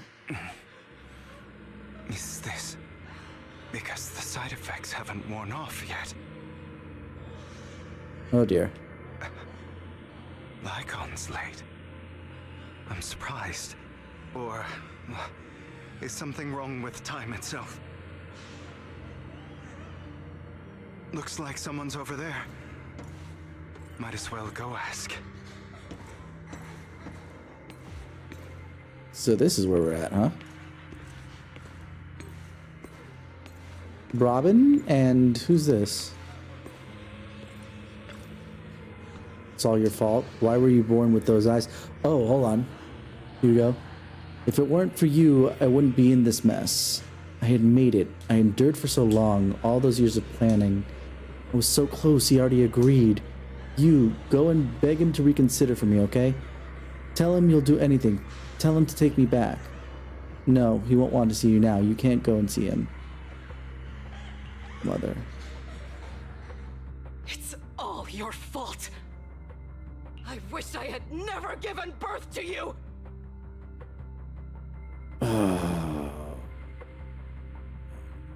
We're dealing with stuff like this, aren't we? Why are we doing such family drama right now? The woman's faith is so distorted with hatred, as if the person before her is not her child, but an enemy who destroyed her future. She blames all her misfortune on this innocent child. Everything will get better if you just die, right? If you die, he'll come back. We'll have another, more perfect child. One who will inherit the Ravenlock family bloodline. So he's a bastard child, so obviously she's not. For a second there, I had thought that possibly the reason she hates him is because he left her because she became pregnant. And basically, you know, a bastard child can't really be known about, so on and so forth. But clearly something was wrong with Hugo. Then I will be able to escape this pain. So, Hugo, for the sake of Mommy's happiness, just die, okay? She raises her hand to reveal a pair of scissors, the tip gleaming with chilling light. She thrusts the sharp point towards Hugo's paler eye, then suddenly she vanishes, as if she had never existed at all. Obviously, this was a memory. That's why he never balked it. So, I wasn't awake yet after all. That's because you don't want to wake up again. Who are you? I am you. Hidden deep within your heart. Your most true self. So the scissor went specifically to his pale eye. You know, usually it's the brighter eye that is the one that kind of like indicates, oh yeah, this person's special or dangerous or whatever the heck. See Naruto with the Sharingan and Rinnegan and all that other jazz. But it was the pale eye she was going to stab out, which means... Well, it also could go the other way. It could be like, if you had both red eyes, then you would have been perfect. But because you only have one, I'm stabbing out the one that didn't make it. So it could go either direction. You want to kill her, don't you? Your so-called mother. Every time she beat you without reason, when she tried to gouge out your eyes, when she sold you into that hell, laughing all the while. You wanted to be the one to end her life. Because this is clearly Hugo's voice actor doing the inner demon voice, just with heavy distortion on the voice. Dude!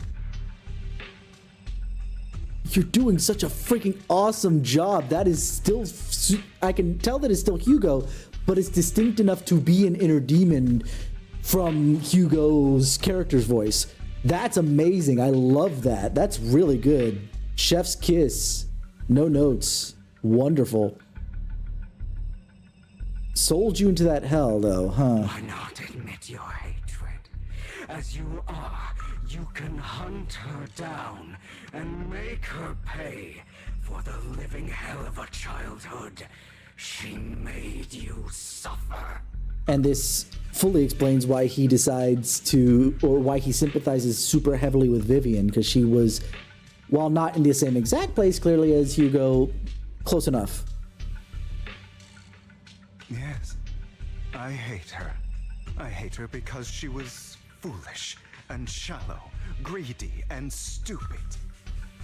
I hate her because she doesn't deserve to be a mother. She did everything she could to try and get into the Ravenlock family, believing she could live a life of luxury without having to do anything and never realizing she was a pawn. Discarded from the very beginning. Yeah, so I wasn't too far off then with what she was thinking, but the thing that was a little strange was it wasn't his birth on its own that caused the separation between his father and his mother. It was what he was in specific. Now the question is, what made Hugo imperfect outside for this? I suppose we'll find out in a moment. She chose to blame me. Blame me for my heterochromia. Blame me for my very existence. See, that's very, very, very alike to Vivian.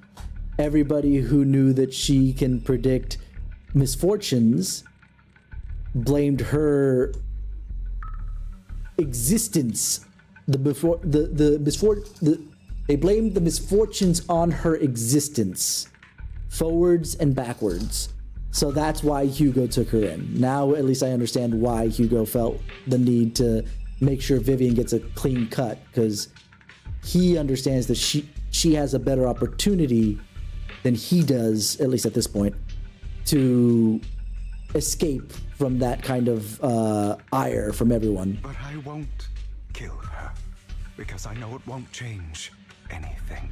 Mm-hmm. She was incapable of loving me, just as she is incapable of loving herself. Oh, God damn it, Chaos. You know me too well. You know me way too well, my dude. Because what the flip? That is... If I were in Hugo's position... that's exactly the kind of thing that I would take it. Especially as a kid, I might. And I'm sure that as a kid, Hugo thought about it many a time. I'm not going to deny that. But if I was where Hugo is at his age and with his knowledge as it is right now, I would have come to the same conclusion. Killing her now would not change a damn thing. She's never going to love me because she never loved me in the first place. And she doesn't even freaking love herself. There's no point in killing such a bitch of a mother. I'd rather just let her suffer in her own irrelevance. Have you been brainwashed by that dog? You don't... I know that I was just distrusting Lycan. You don't get to call him a dog, though. And forgiving fool. Don't compare us. I've simply come to understand love or hate. I make my own choices, and they have nothing to do with anyone else. I think Shira might have liked that line if she was still around, though. I make my own choices. They have nothing to do with anyone else. Although, I assume for him it's a caveat of like, my own choices do take into account other people, but only other people that A, I care about, and B, that, matter. Like, if I don't give a shit about my mother, then my own choices don't make a difference. She sold you to the Ravenlock family for a huge sum of money. She used that money to start a new life without you. While she was indulging herself, you were going through hell in the Ravenlock Manor. Mm-hmm. Does it not torment you? Do you not feel the hatred? Do you not want to demand answers? Kill her. Only by killing her can you be truly free. I was gonna give you something there, Mr. Inner Demon. Without, basically, she sold you off into, let's just say supposed slavery. I'm not sure what the implication of being sold into the Ravenlock family is, considering that he's already a part of the Ravenlocks by being a half-blood to begin with. But she started a new life and he suffered under the Ravenlock family. But so basically that's why I'm going to assume it's equivalent to selling off into slavery to some degree, right? Does it then the continuation, does it not torment you? Do you not feel the hatred? Do you not want to demand answers? Which, by the way, does it not torment you? Do you not feel the hatred? Do you not want to demand answers? That read is fire. Like, I wish I could hear it without the distortion, but it's fine. Distortion is necessary for what they're going through and all this other stuff is fine. I want to hear that voice actor do that clean. The clean recording of that, because that had seething freaking hatred behind it. Does it not... Actually, let me even put my angry face on so I can do this properly. Does it not torment you? Do you not feel the hatred? Do you not want to demand answers? And he even did it better because he was able to keep it more as a quiet rage than I was able to do that time. But then again, it was a one-shot take, and I'm sure he did multiple takes to get that. But still, holy moly, that is a magnificent read. I love it. But again, going back to more story bit on this, I would say yes to that. Even as Hugo, I'd be like, yes, it torments me. Obviously, you're here. Do I not feel the hatred? Absolutely, I freaking feel the hatred. No shit with whatever I knew she was going through. Or what I knew she put me through and what she's doing now and so on and so forth. Do I not want to demand answers? Absolutely, I do. killing her. Only by killing her do you choose. But killing her, I don't get the answers I want. And the only thing that killing her would help would maybe, you know, alleviate the pain. But at the end of the day, it does not it does not remove the pain or torment, and nor does it remove the hatred. What is that saying from Gandhi? It's not jealousy, but it's probably hatred. Let's just go with hatred for now. Hatred is like drinking poison and expecting the other person to die. Acting upon hatred and vengeance is like drinking poison and expecting the other person to die. And don't get me wrong, vengeance usually does end up with you, especially when you're acting on vengeance in specific and not just feeling the emotion that vengeance kind of gets birthed from, definitely pushes out the idea of yeah, no, but look, I got vengeance, so I got exactly what I wanted. Yeah, drinking poison, expecting the other person to die. Yeah, look, he died, or they died, you know? Yeah, but that was because you took it and became vengeance. But if you just sit there with just this hatred and spite in your soul, you are literally kind of like breaking yourself down from the inside out. Anyway, I agree with the first part. The killing her, nah, not so much. For a long time, I thought the same way. But now, well, I want to make a different choice. And there you go. You always have a choice. Now, that you think that the right choice or the easy choice is the most correct one, that's a matter of perspective, but you always have a choice. Stop lying to yourself. You never had a choice. And after I just said, you always have a choice. Don't get me wrong. It's literally the old saying of, and I'm going to keep saying old sayings now, aren't I? But the only thing you can do in life is play the hand you're dealt. You don't have a choice in the hand that you're dealt, but you can play it differently. You can fold, you can bluff, you can, call, you can do a bunch of different things. No matter how shitty the hand you're dealt with, you could play it in a number of different ways. So this is going back to what Shira and I were discussing earlier with the whole fate, this, that, and the other, right? And how I'm okay with stories having a fate that you cannot avoid so long as the context isn't clear. But then you make the choice because now the context is clear and you're going to make the same decision anyway. It was obvious that you wanted to do this, that, or the other. Now you understand why, that was your fate, because even without knowing, this would have been the choice you would have made regardless, Or you always have the choice and you can alter your fate if, you have the power, yada, yada, need be, right? This weak-minded thinking will only lead you to failure. Like before, you'll be nothing but a worm, trampled into the dirt by those so-called elites.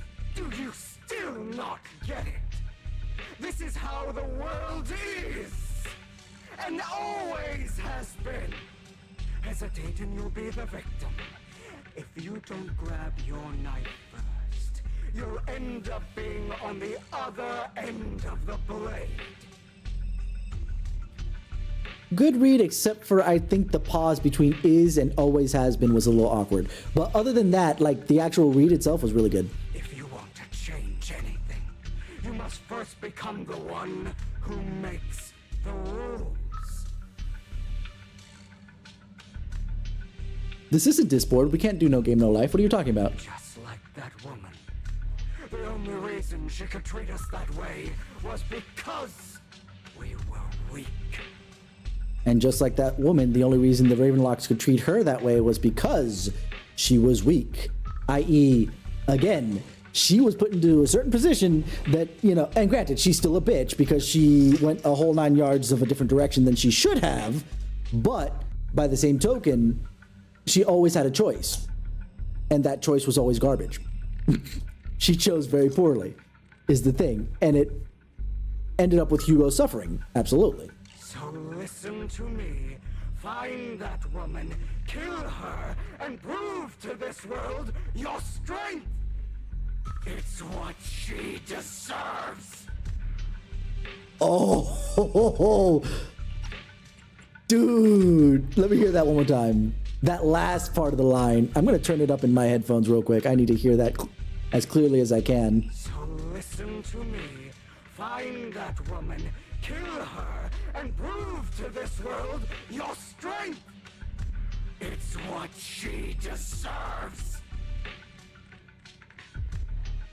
Dude, you could hear the freaking spit and jowls with how freaking angry he is. It's what she deserves. Damn, that was good. Fuck. Damn. So listen. Sorry, I didn't mean to people. Forgive them. They don't deserve it. I'm not forgiving them. Or rather, I don't care about them. Wait, this is only They don't first even part? matter. Damn At it. least Okay. not yet. I better hurry. Only because I want to see the next part if this is this good. I'm not forgiving them, or rather, I don't care about them. You know, perhaps the person I hate the most, the one I truly cannot forgive, has never been someone else. So basically, you're a lot like your mother then. But rather my weak, powerless past self who could do nothing but hide inside a closet and cry. Yeah, so essentially, very much like his mother, who basically, hates themselves more than anything I else. hate myself for having neither the strength nor the courage to resist. I hate myself for begging for so-called familial love, even after being treated so terribly. I hate that despite the pain of my wounds, I still hope to receive the carrot and not the stick. Hugo, sweetie, you were a child. And that means you. Correct. So, I forgive you. I forgive myself. Oh, that's big. I rarely ever see a character ever, who A, recognize that they hate, what they've been to this point. B, go through the forgiveness. Not just, I'm not going to be that anymore and push forward and change myself moving forward. It's, I forgive me, essentially. That's crazy. That's actually a new thing. That's so rare. You'll regret this, fool. Your pretty words mean nothing. You will ultimately return here to me. And after an intense bout of dizziness, Hugo awakens in the dark warehouse. The ropes that bound him had come undone at some point. Once again, Hugo takes a deep breath of the damp air and stands up.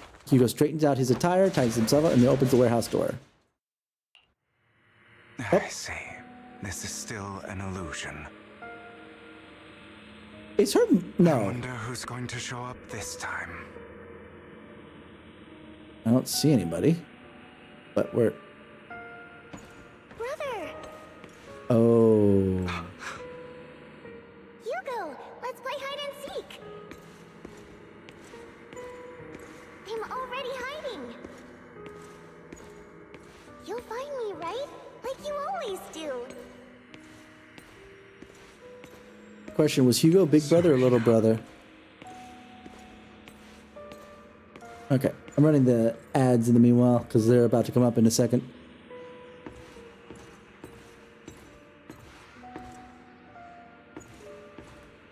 How long is this sequence? Because this is...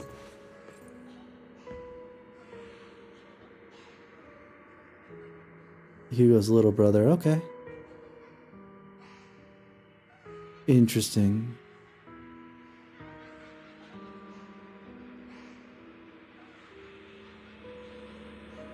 This is trippy, though.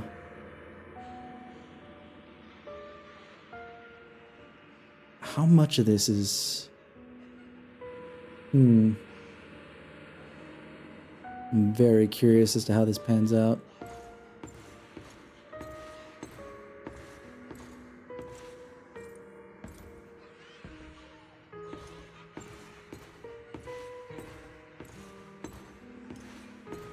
So the reads are really good?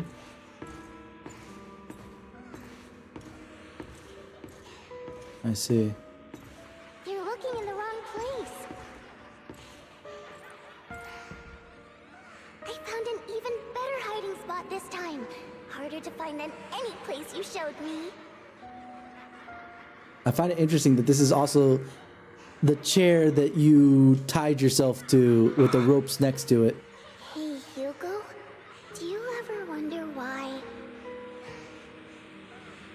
I had to die?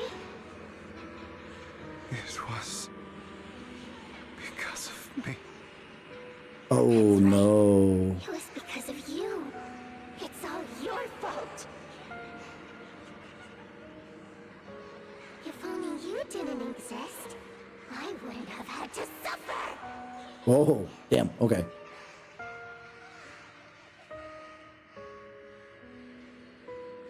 I didn't mean to progress it. I'm sorry for those who were stuck in the ads. But basically, yeah, she said she was not hiding here and blaming Hugo for the fact that she died. I had made note of the fact that the chair is very similar to the one that Hugo strapped himself to and has actually the ropes right next to it.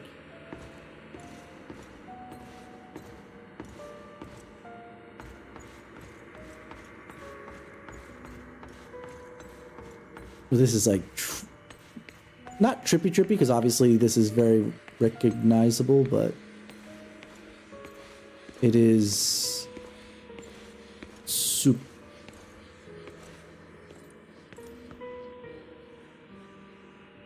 It was laughter before, now it seems like panting.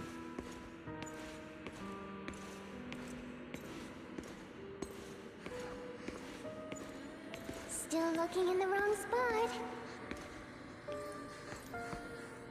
I can't believe you still haven't found me after all this time. No, sobbing, not panting. Have you forgotten about me?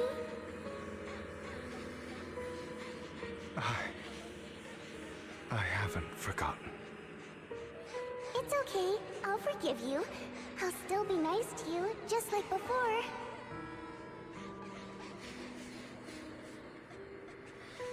Waiting for it. I was the only one who was ever nice to you, wasn't I? Yes. Then tell me, why do good people always suffer? Why is kindness always punished instead? Tell me, Hugo, why?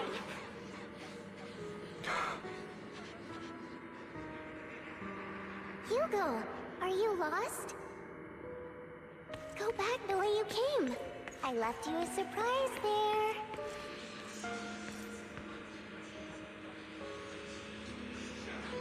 I'm kind of creeped out. This is not... I'm a little, not liking this. Nope, nope, nope, nope, nope.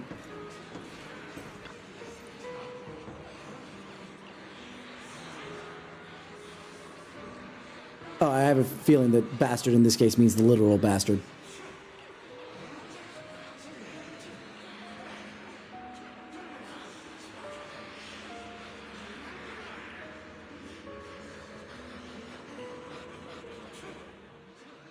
Curses and insults encircle Hugo, piercing his skin like frozen knives. The mockery and rage form a wave that crashes through him, threatening to drown him. Then, as the cacophony reaches its peak, it goes silent. The air seems to have to congeal in the silence, deep and impressive. It is as if time stood still, with only his rapid heartbeat echoing.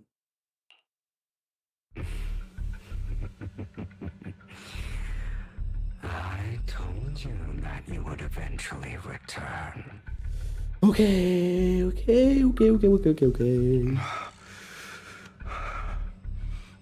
meet again, my friend. I also like the symbolism here, because basically he thinks he escapes it by having his mindset, and then is reminded of something else that he could have done differently that he didn't, and it swept him right back into his mindset again. I told you, I am you. A side of you that you've always tried to deny existed. Of course. I know. This time it's about Serena. Right? Yes. Your half-sister. So she was full-blooded Ravenlock, I assume. In the Ravenlock family, who was kind to you. Unfortunately, it was her kindness that led to her untimely death. Here's where I have the major question. Was it actually Hugo's fault, or does he blame himself? It was my fault.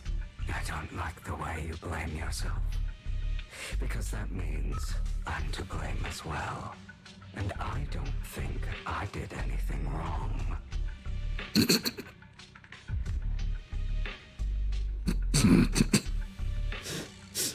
Okay, I have to find this picture real quick. Hold up. This reminds me very specifically of a screenshot I had from an MMO chat log that happened after a wipe.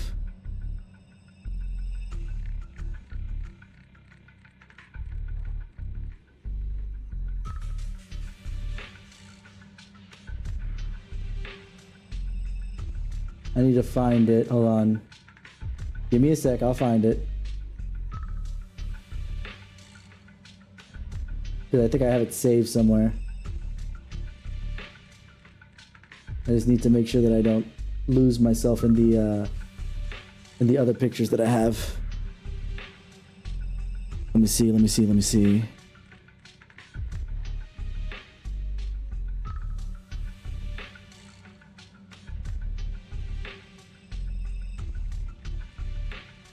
Where is it? There it is. I found it. I still think it's your fault, just because. Otherwise, it's my fault, and I don't like that.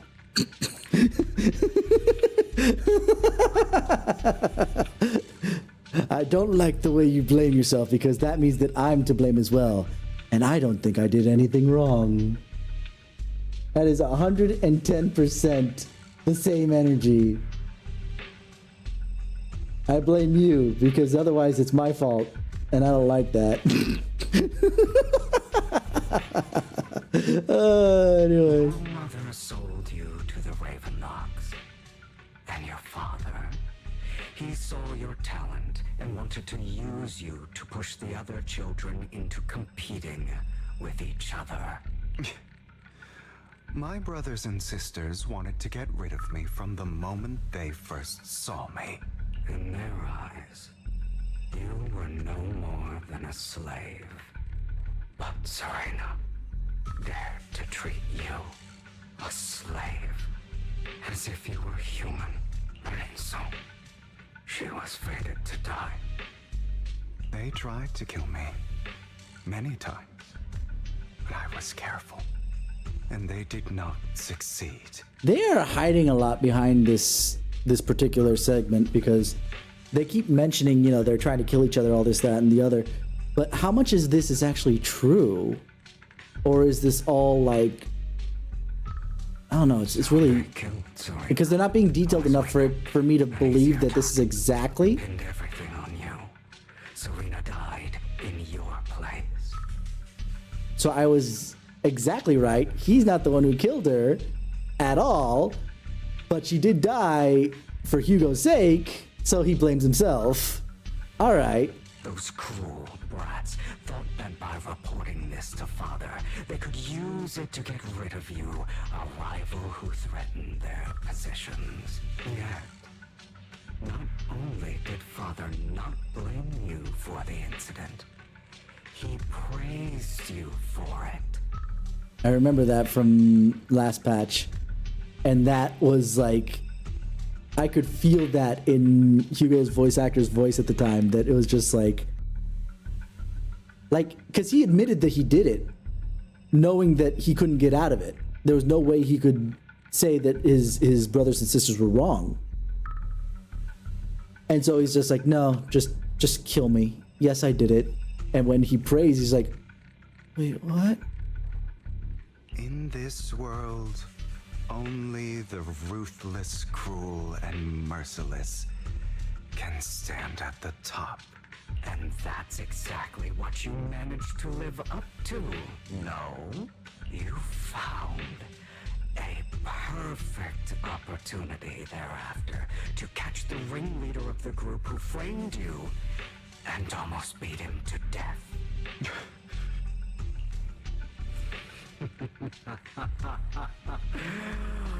Oh, you should have seen the expression on your face back then. Oh, crazed and manic with utmost delight. That one's almost there. Like, that's pretty good, but I would have liked a little bit more manic after the laugh entirely, not just the seething inhale through the teeth after the back then, but it's pretty good. I don't remember that.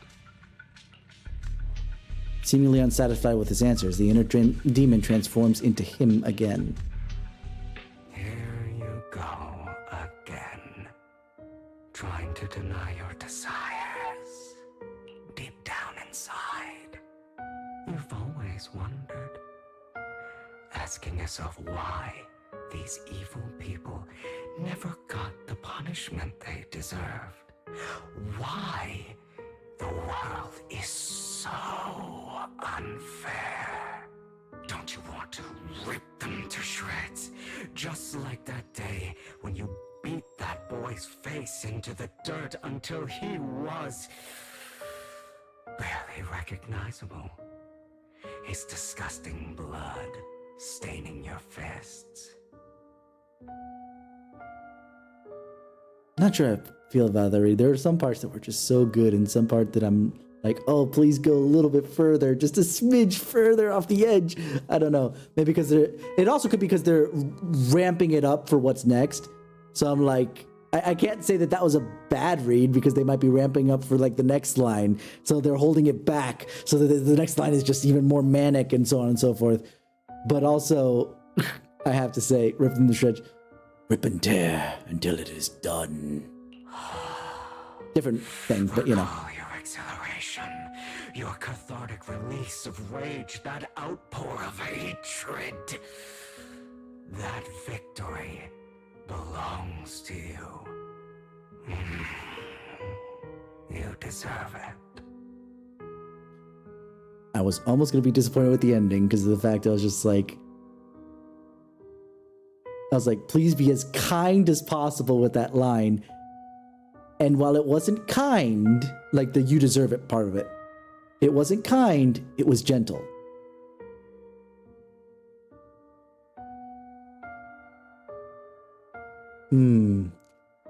Like, it's one of those things that, this is why I still give a lot of props to the ADR directors, because they are really good at picking out the best reads for the most part. Like, obviously there's some ADRs that are not that good and some that are absolutely baller.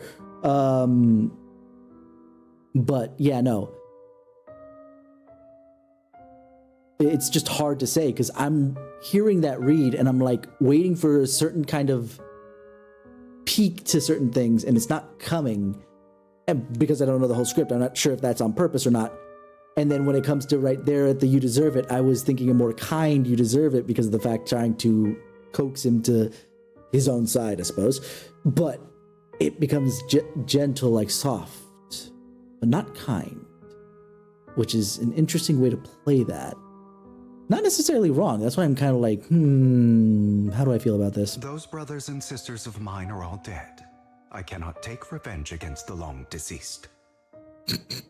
That was so matter of fact, and I'm sure he's saying that because he's trying to convince himself. He's literally trying to convince himself, like, look, I don't want to do this. I don't know what you're talking about, but it's him talking to himself because obviously the inner part of himself is like, no, do it. It'd be awesome. Let's go. So The fact that that's so matter of fact. Those brothers and sisters of mine are all dead. I cannot take revenge against the long deceased. Is like, who? It's literally trying to say, like, if it wasn't for the fact he clearly is already talking to himself, right? Who are you trying to convince, me or yourself? They died by Hartman's hand, dying in the power struggle to become the Ravenlock family's heir, rather than by our side. Boring. Another one I'm not that happy with that ending. I feel like it should have been a little bit more sing-songy, especially considering the text. But even if it's not sing-songy, I feel like he should have dragged it out. Boring. If not, boring. You know, something like that. I don't know. But again, I'm not the ADR director. I'm not going to say it's bad. It's good. I'm enjoying it. Boring. I find it hilariously ironic. Children who would murder their own kin for scraps of power dead at the hand of their uncle who followed their example. Again, very matter-of-fact read. Again, trying to convince himself. Is that not karma? Power struggles, pitting kin against each other, betrayal, suspicion, and hatred between people of the same blood. It's like a curse, written into the Ravenlock family's genes. Laughably stupid. Don't forget, my dear, that the same blood flows through your veins. I hate that argument for anything. That doesn't mean anything. Like, even less for Hugo, who's only partially Ravenlock, being a bastard child, you know? But even in the sense of full-blooded Ravenlocks, I hate that argument. You're the same as them. The same blood flows through your veins. Fuck you, as if they're not their own person.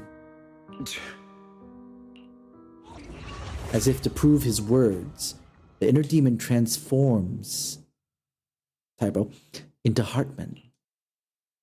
That's right, my dear nephew. I'm kind of disappointed that it's not, what's it called? It's not tinged with the same thing as the inner demon was with Hugo's voice. Like, even if it was a lighter one because it's transforming into Hartman and it's trying to convince enough that it's Hartman, I would still prefer a little bit of distortion on the voice. Just enough to still indicate that this is all still inside his own head, but not enough that it leaves you questioning, you know? No matter how much you deny it, the Never mind, blood there it of is. the Ravenlock family flows through your veins. I hear it. It wasn't in the first line. It definitely wasn't in the first line. Or am I crazy? That's right, my dear nephew. It's not in there. No matter how much you deny it, the blood of the Ravenlock family flows through your veins. Yeah, it's more obvious, at least in the second line, if it wasn't in the first line. Survival of If it wasn't in the first line. Only the strongest deserve to live. Only the strongest deserve to rule.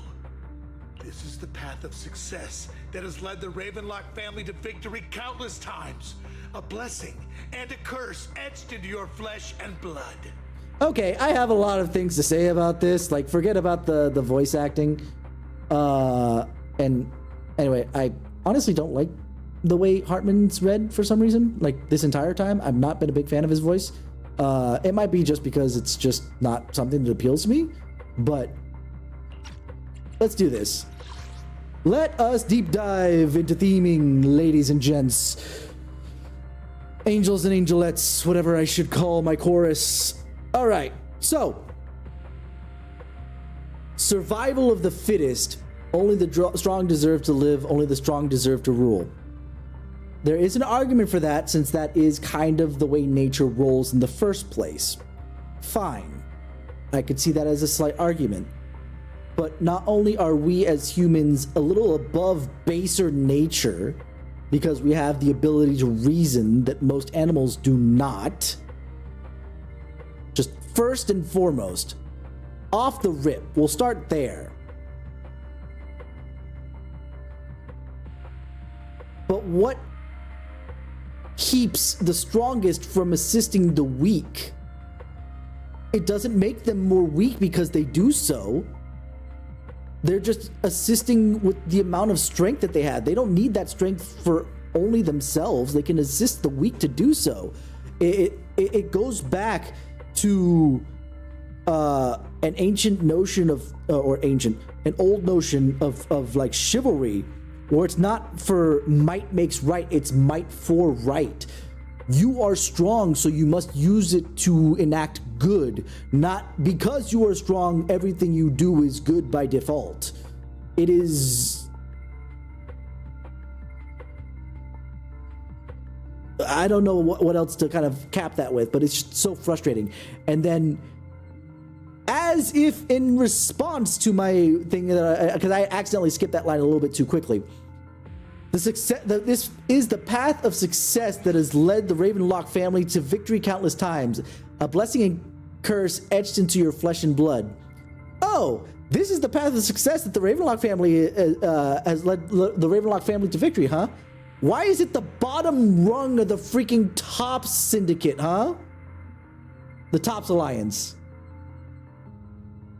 If this thing was absolutely what led the Ravenlock family to success, you guys wouldn't be the bottom rung every single time. So either you're not living up to that ideal of survival of the fittest, or it's not fucking working.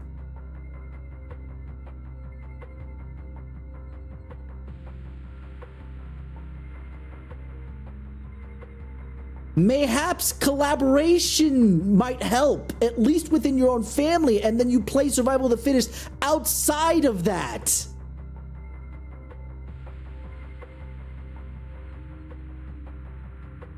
Oh, but it used to work. Oh, great, wonderful. When was that? When was it working to put you guys at the top, or at least, you know, in the upper rungs of the Tops Alliance?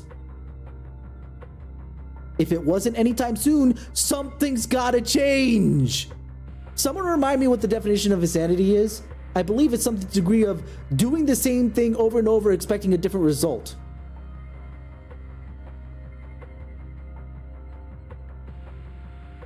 And don't get me wrong, clearly, if this clearly worked in the past, for sake of argument, it definitely worked, and now it changed. So they're not that insane, but they are a little bit insane considering that it worked in the past, has not worked since, and they're still doing it. Just saying. I'm just saying. Like, all of this philosophy rubs me the wrong way. Every which way. As long as you live, you'll never escape the mark of family.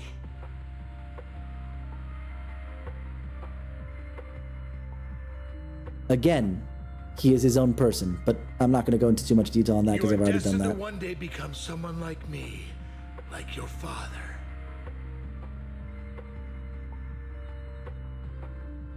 Oh no, I see what it's trying to do. Okay. Okay, you don't hate yourself? Fine. But you're going to become exactly like the people you do hate. You forgive yourself. Do you forgive your father? Do you forgive your uncle? If not, by the way, you're going to become just like them. Ooh, I know what it's doing here. Is that fear I sense? I can see you trembling. Why does the Ravenlock bloodline terrify you so? I won't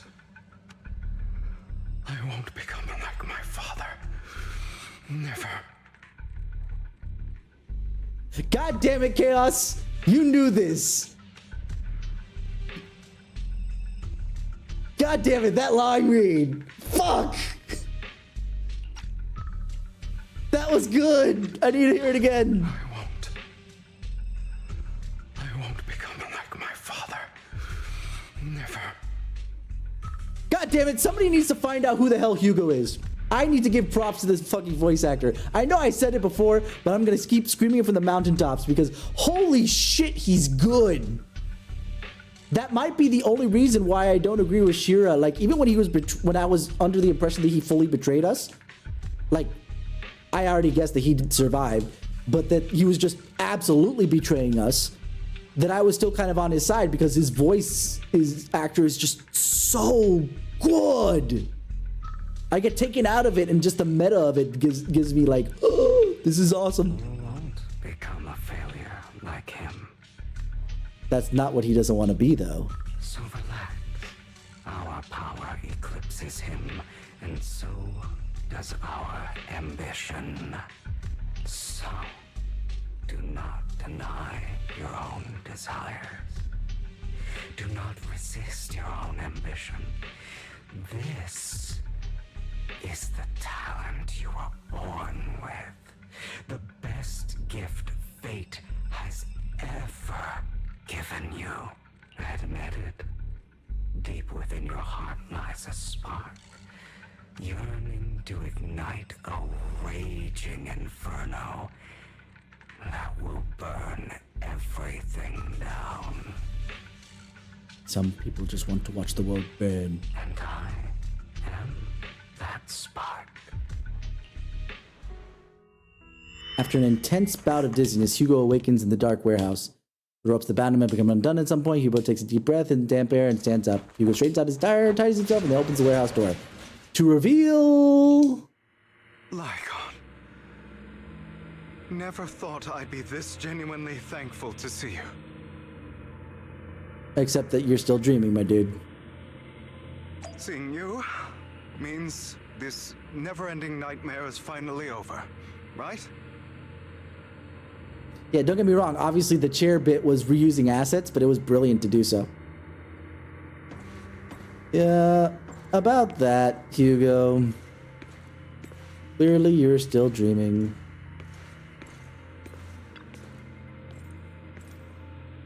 Why did you break our oath? Why did you use me? My eye and these legs, they were all your fault. You know, you are exactly like your father. I don't want to hear something like that from you. You have no idea what that man, my father, is really like. Is this a pseudo flashback? Because didn't he say this specifically to Lycan when Lycan found him in like the corpses of his family? A person who stops at nothing for their own interests and ambitions. Just like what you're doing right now. Not enough distortion. Either that is hidden under the rumble of his voice, which is... They need to bump up the distortion a little bit more. But either way. And what do you think I'm doing this for? All of this was part of your plan. You knew where the Ravenlock family was going to be, so you set Mockingbird's target there. Wait a minute. Now I think about it. I wonder if the distortion in Hartman's voice was only because it was inside the thing and it was doing the echoing across the metal stuff. Because, again, there's no distortion. I can't even sense the little bit of it behind the thing. To seek revenge, you plotted to assassinate your own father, but he was too vigilant, and you failed.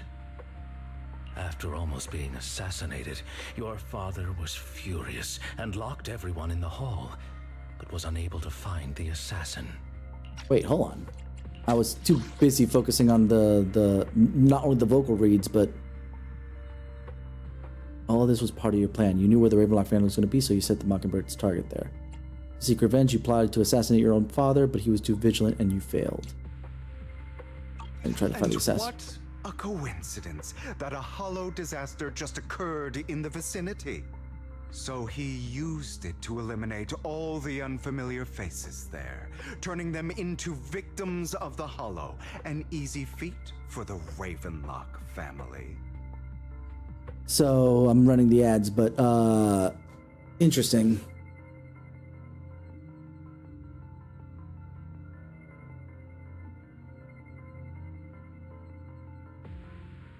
Interesting. I'm gonna get something to drink in the meanwhile, actually. I need to think this over a bit.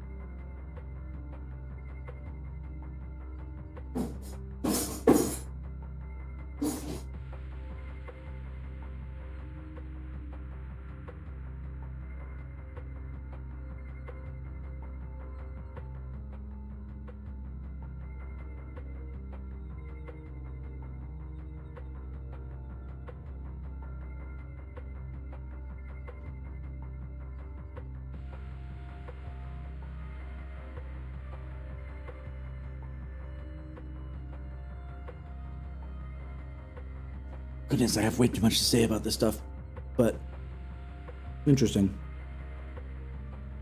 So did what Lycan ran into was just the result and blamed it on freaking Hugo? So, the one who killed innocents was my father, not me. All right. You knew what choice an extremist like him would make. And you used the chaos to once again attempt an assassination. This time you succeeded. You killed your own father at the cost of innocent lives.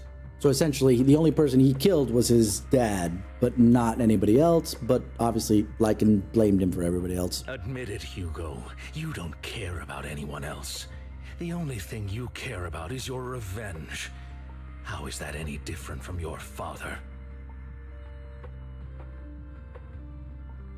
I could see the equivalency, but it's not that strong of a connection, Lycan. And granted, this isn't Lycan talking, but still. Enough. I'm tired. I may hate him for betraying me, but he wouldn't say something like that.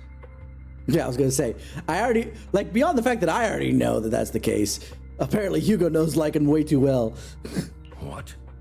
You aren't Lycan. You're the other me, hidden deep within my heart. Hugo takes a breath and slowly opens his eyes. Lycan is gone, and in his place is that of a familiar figure. Without a doubt, he's still within an illusion. I've been waiting for you, my dear. I love the flip-flop of the line there. That was originally the inner Hugo's line. It seems you've already grown accustomed to this place, even turning the tables on me. Just as you said, you are me, and I am you. There's no such thing as having an advantage over oneself. Unless one does not want to know oneself, huh? We are ultimately one and the same, forever inseparable. Then you should know what I want to say. When you and Lycan split, you didn't even try to clear up the misunderstanding, didn't deny or argue against what he said. Inner Demon, you just said, then you should know what I want to say. You then saying it ruins the entire thing. This is that whole, as you know, well, if they know, they don't need to be reminded of the thing. Now, do they? But in specific here, it would, and you could still have the same effect, by the way, without having the as you know. Then you must know it, what I'm going to say, and then have Hugo say it. At that point, have Hugo say it. That way, he's proving that he knows what the other one was going to say. Because you realize that deep down, he was right about you. You just hadn't acted on it yet. Because deep down, you felt that he was right about you, and that you hadn't acted on it yet. Let's just say that. Some people live only to bring more suffering into this world.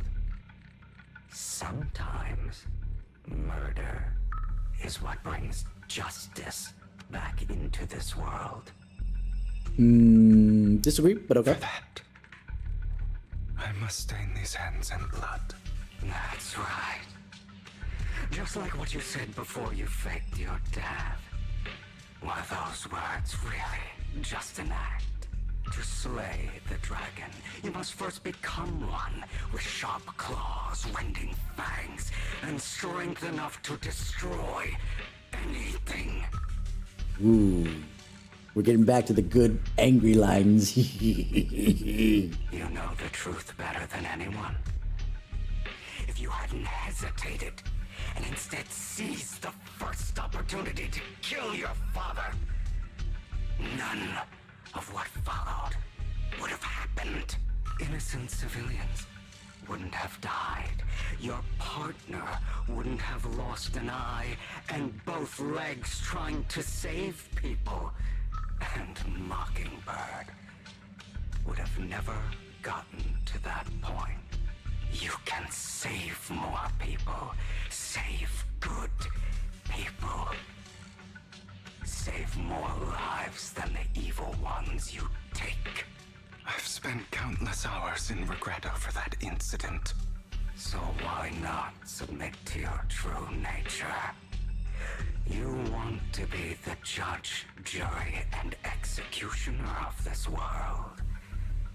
And you can. Somebody's been reading too much Judge Dredd and think that Judge Dredd is actually a hero instead of a cautionary tale.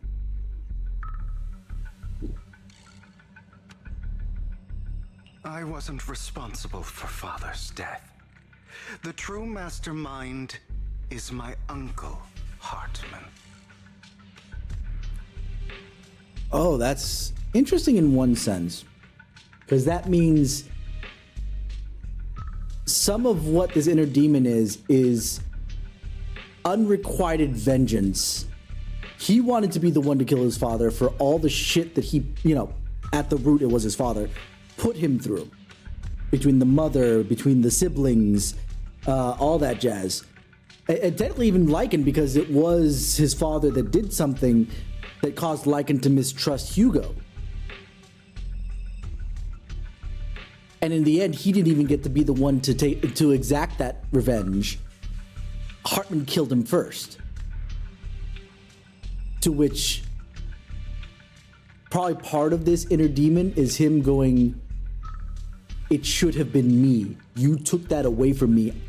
This is why vengeance and this kind of anger is so basically impotent, right? It's not good in any way, shape, or form. Because the moment that it's taken away from you, the object of your ire,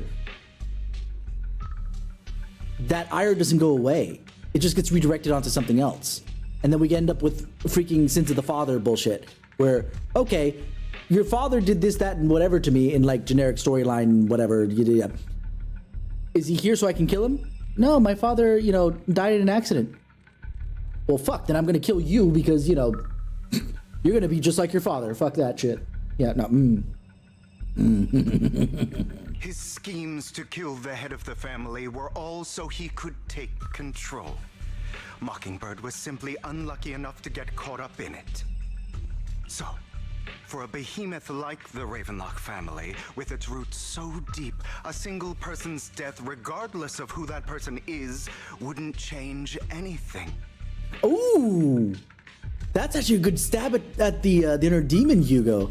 That basically, okay, yeah, I could have killed him. I should have killed him. But even then, it wouldn't have changed a damn thing, because now look who's in charge. Even if I had beat Hartman to killing my dad, so what? Now Hartman's in charge, and I have to kill him now too. And it just keeps going down. Next person comes in place, I gotta kill them. Next person comes in place, I gotta kill them. Look, it just never ends. Of course. Whether it's Tops, the Mayflower family, or even the entire world, it's actually all the same. I refuse to be dragged down by pointless hatred any longer. You foolish, stubborn idiot. Do you understand the power of hatred? Have we not come this far precisely because of it?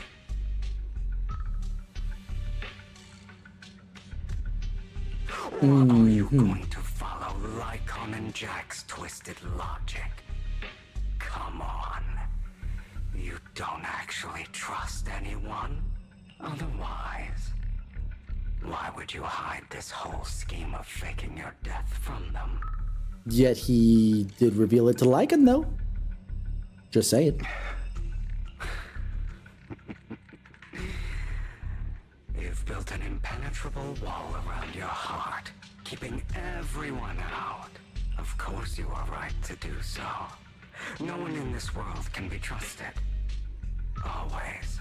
All you'll receive is hatred from your own blood and no love. Suspicion from your companions, and betrayal that comes all too easily. This is always the argument for those who say you should never trust anyone, and I always say bullshit. Because the best people that I've ever met came from me trusting enough about them. You don't give any trust, you will never receive any return, and it becomes a vicious cycle. You ever want to be able to make use, quote unquote, of somebody? To have someone stand in the corner when you need them? When you need them most? People you use, people you manipulate will never be in that corner when you need them the most. They'll be there when you demand it. But when you need them the most, they will never be there. If you treat people with kindness, respect, and trust, those people will always show up when you need them.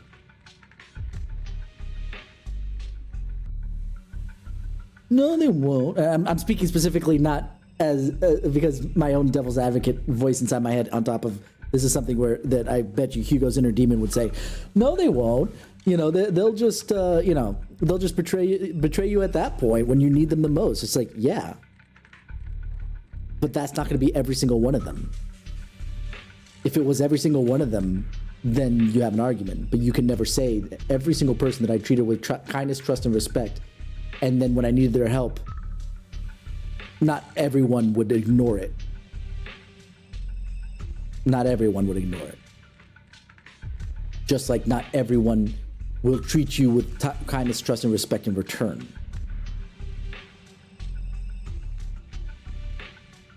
This is why survival of the fittest doesn't work when it comes to sentient creatures, because we can plot, scheme, and adjust. Survival of the fittest only gets you so far. It works when we were hunter-gatherers. It does not work in a society where we're at. Because guess what? Just like with every other time where all the power is contained at the top, you start to look down. And I know I'm being very dramatic in my reading of or my saying of this, but I feel this very wholeheartedly. You are one person looking down at a multitude of people that you've thrown to the side in your quest for being the fittest in this survival of the fittest. And the moment that you need anything from any one of them,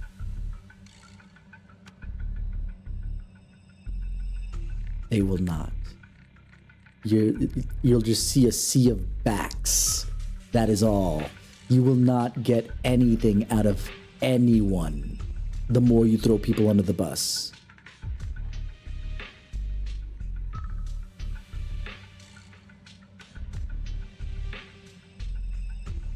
You don't have to fully trust everybody, but you can at least extend common courtesy of basic trust. Like, don't get me wrong, don't give everybody you meet your social security number. Let me go that far, you know. There's a limit to how much trust you can give, but at least like basic trust. It's like, hey, can I have $5? Sure. whenever somebody asks me for money of whatever variety, like small change money, and I give it, I don't expect ever to get paid back. Even if I see the guy on a regular basis, it's like, yeah, no, here.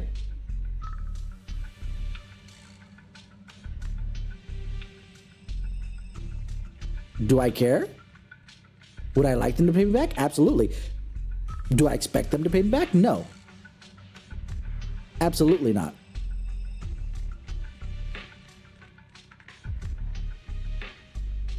But I hate when somebody says that, no, you can't trust anybody, survival of the fittest, all this other bullshit. No. I refuse. I refuse. You can never make me believe that that is what is best for society, civilization, and humanity as a whole.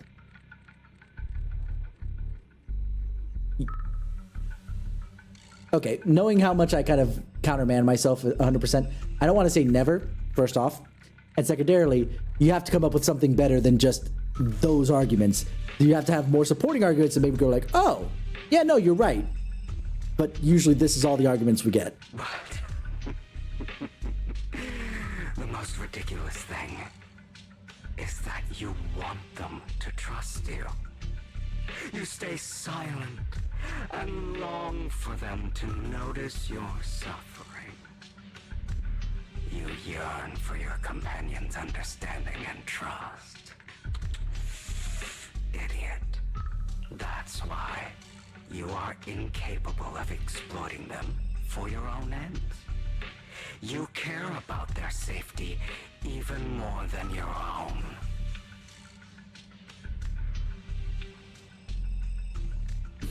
But remember, I'm gonna keep going because I'm gonna. Only the weak need companions. Okay, nope, I can't anymore. That line.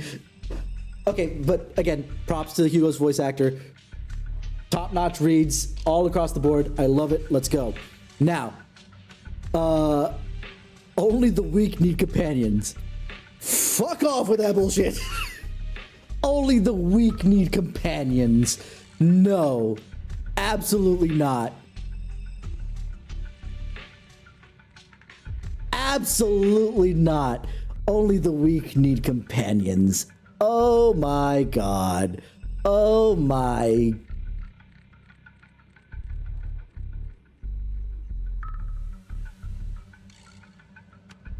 Oh, dude, I just oh shit.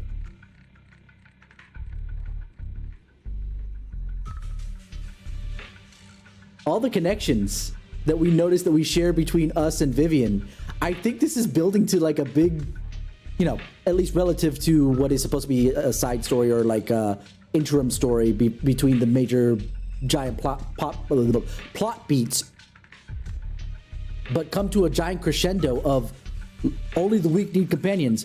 No, look at how much we help each other. And look at what we can get done.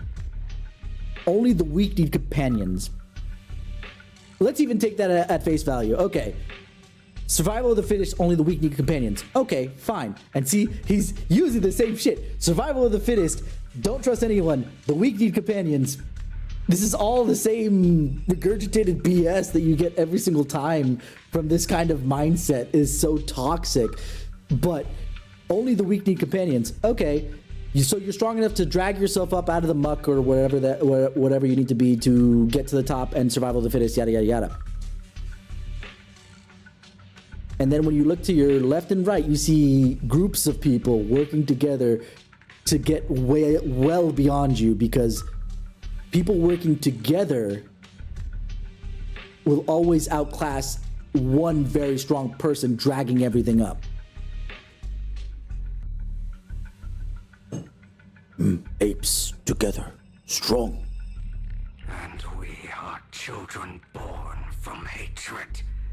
We are different from them. I will never be like them.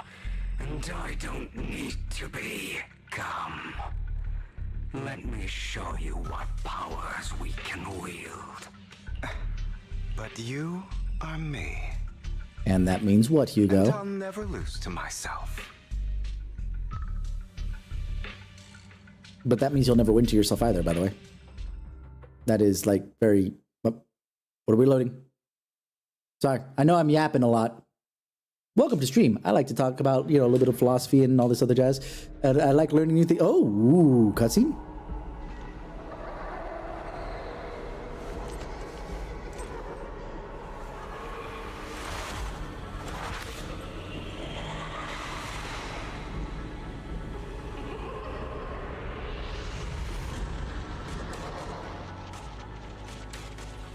Cutscene battle? Ah. Okay. An EX special attack or ultimate hits a stunned enemy. At least now I get to feel whether or not I like Hugo in the first place. Before I get to play with him later. But the totalize effect is triggered. The effect increases the skill's damage multiplier based upon the enemy's remaining stun. After triggering totalize, the enemy... Okay.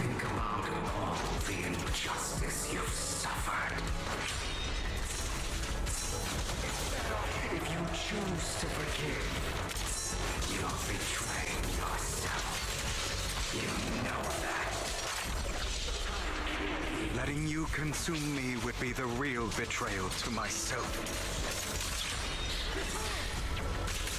Out of my way.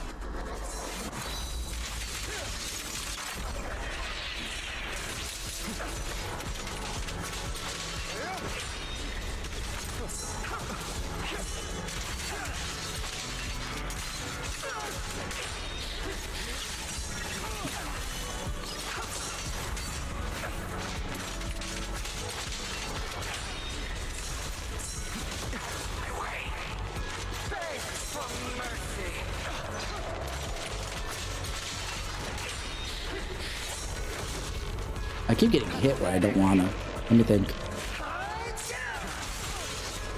You're too scared to face your truth and what you desire.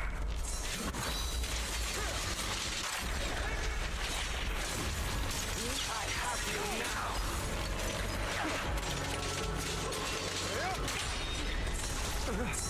Is that all?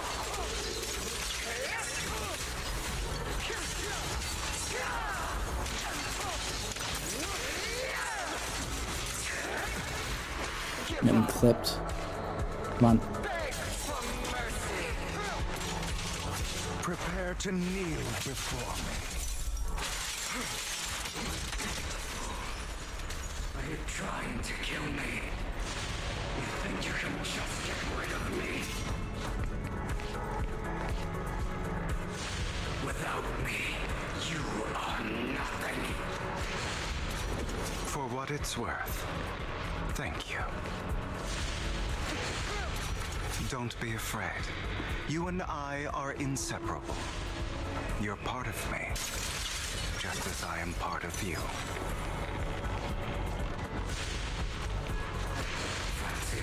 This is very Persona. I like this. No. It's not just platitudes. I finally understand now. Some pain only fades when it's seen, when it's accepted.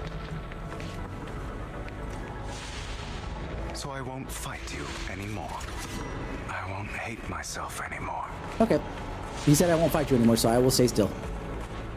Weakness, hatred, malice, strength, forgiveness, justice. They're all a part of me. To which, absolutely true. Finally, it's time to meet up with Lycon. For realsies this time? Hey, for realsies this time! Hugo, it's time.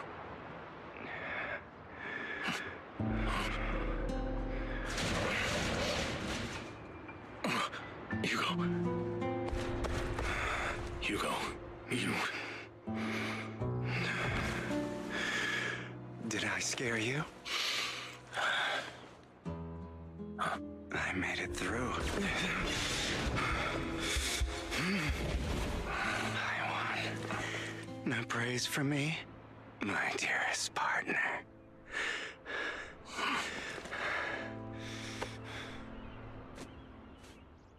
Just kiss already.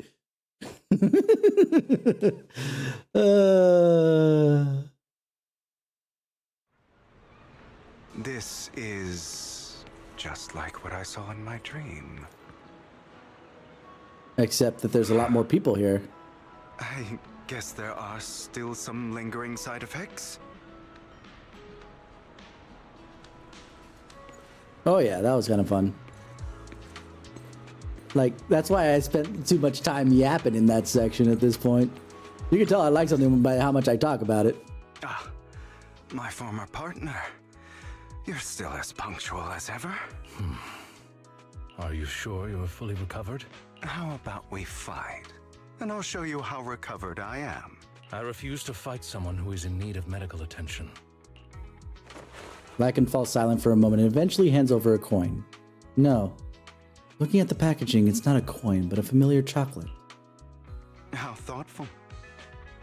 I'm touched.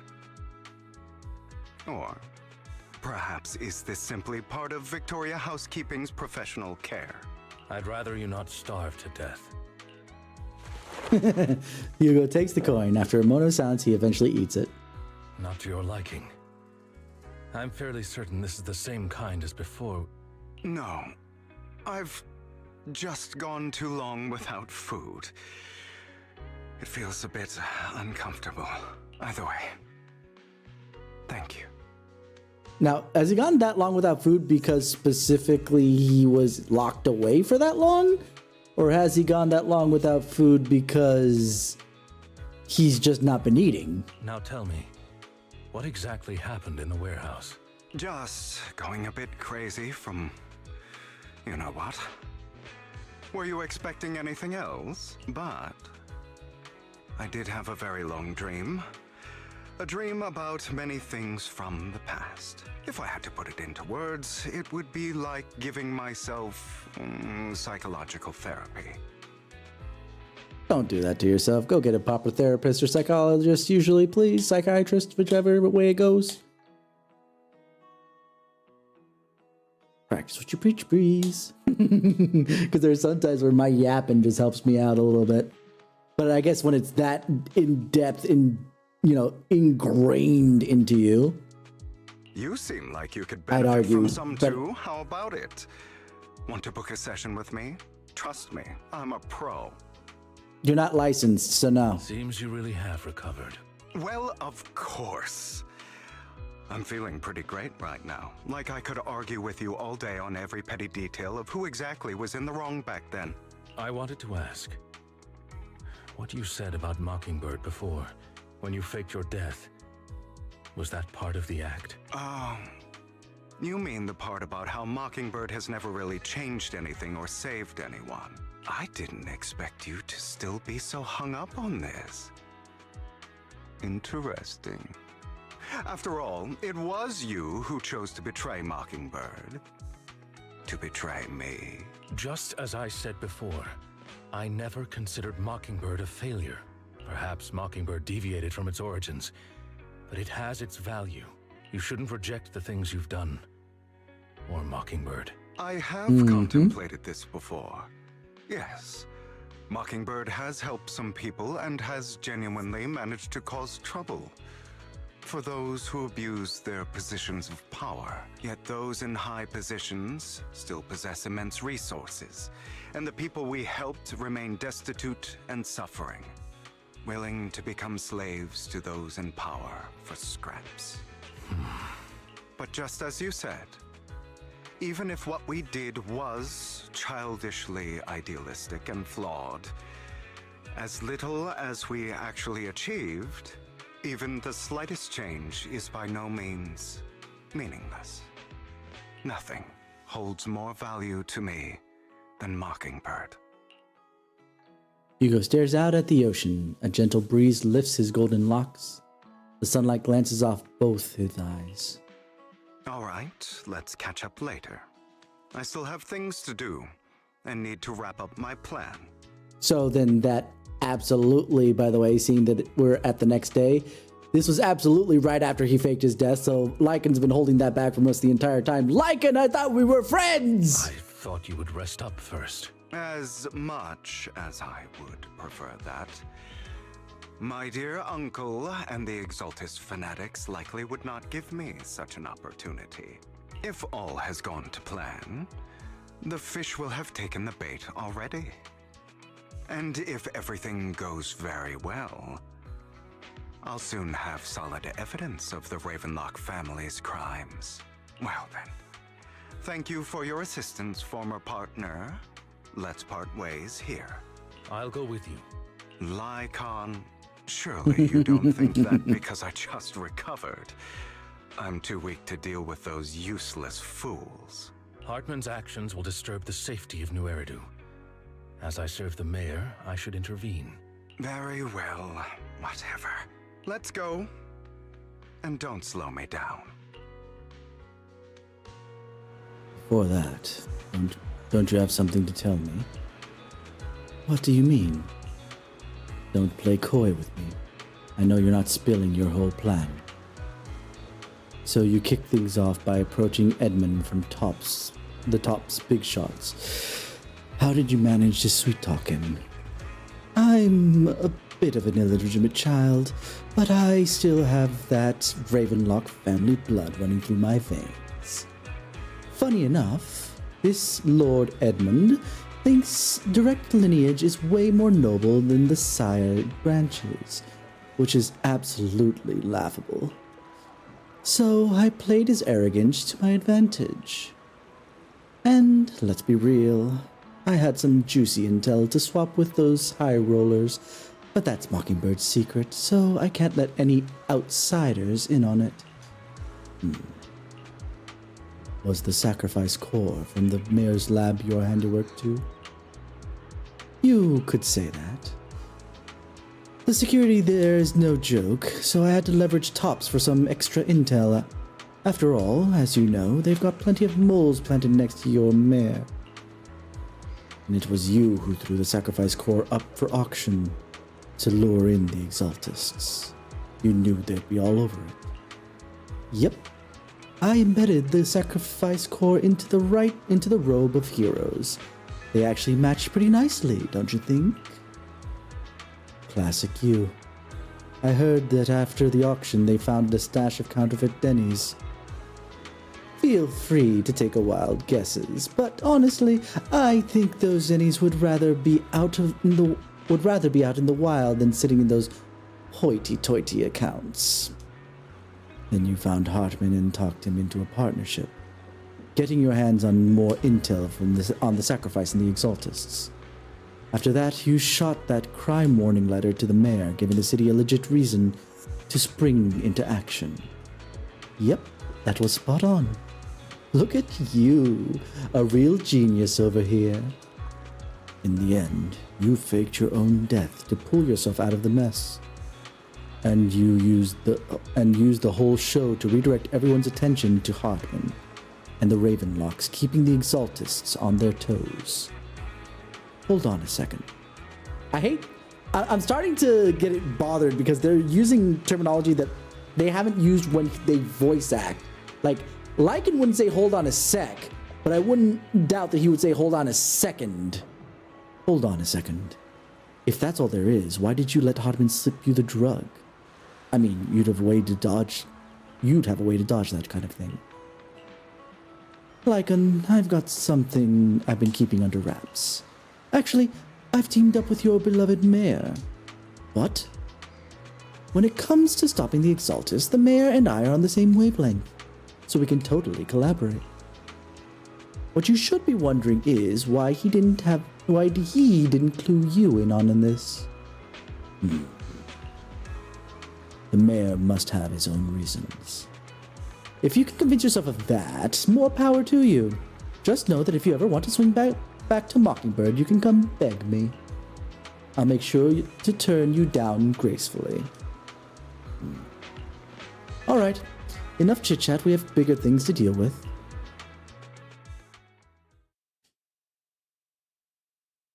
There we go. So now everything's out in the open.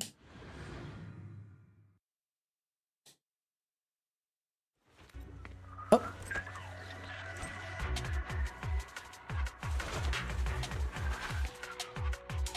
Hugo, I'm sure you've heard about the missing workers from companies under the Ravenlock family, too. We got an ad that's about to come up, so I'm going to hold it here. In fact, let's hold it here this way, so that when the ad kicks in, you know, it is what it is. So we don't lose anything in the shuffle. But yeah, no, honestly, so far very good. I'm enjoying this patch a lot more than the last patch. The last patch was especially really annoying when freaking Lycan and Hugo were going at each other's throats. It's like, not now, you two. Jesus, we have things to do.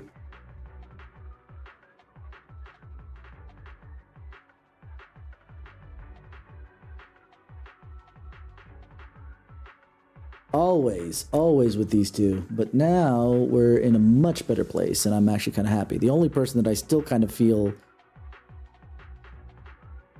a little, like, unresolved everything, let's say, towards is Dina. Dina's pretty blind, but then again, you know, most of the Exaltists are at least very cultivated.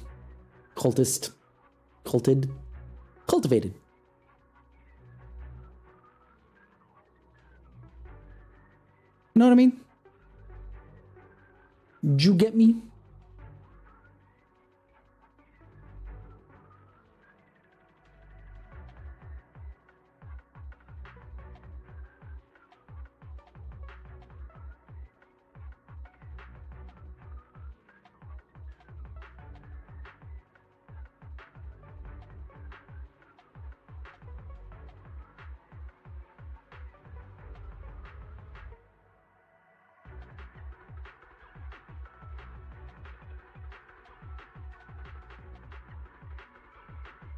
All right. Everybody should be back, so let's get going. Oh, did pausing also stop the thing? Dang. All right.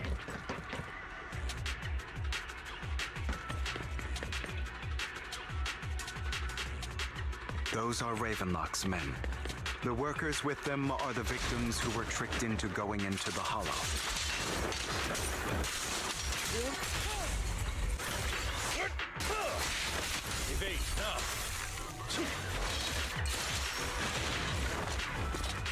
Of course. Come on, let's get them out of here.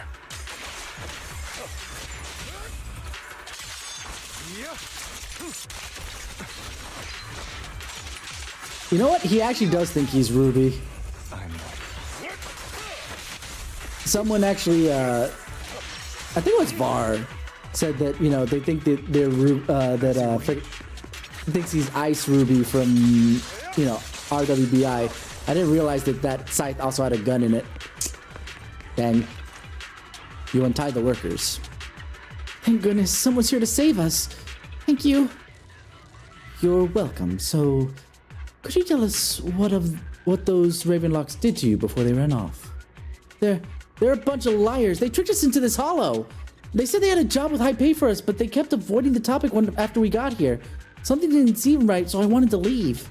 But then they showed their true colors. They tied us up and told us they were gonna ship us off somewhere. They didn't make you take any weird medicine, did they? Medicine?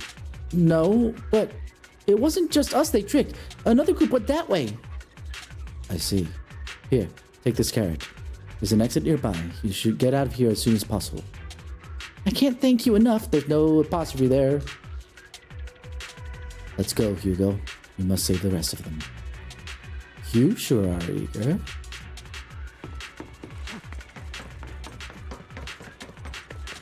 Bunch of nobodies. Annoying as hell. Kill them! Master Proxy, You're welcome to try.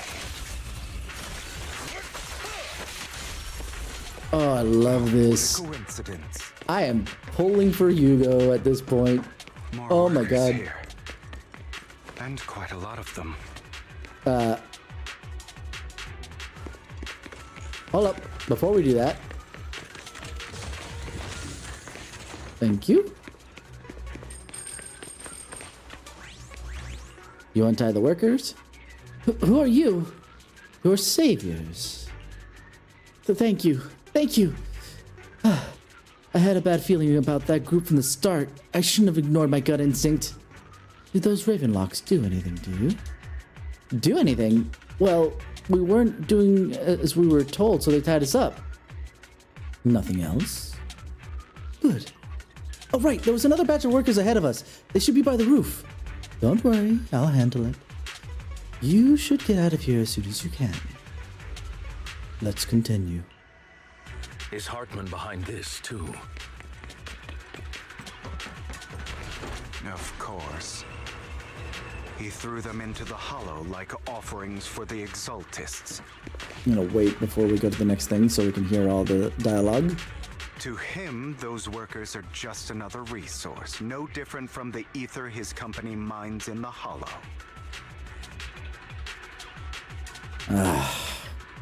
Boy, do I hate that kind of mindset. Will you walk in the light? Or choose a darker path?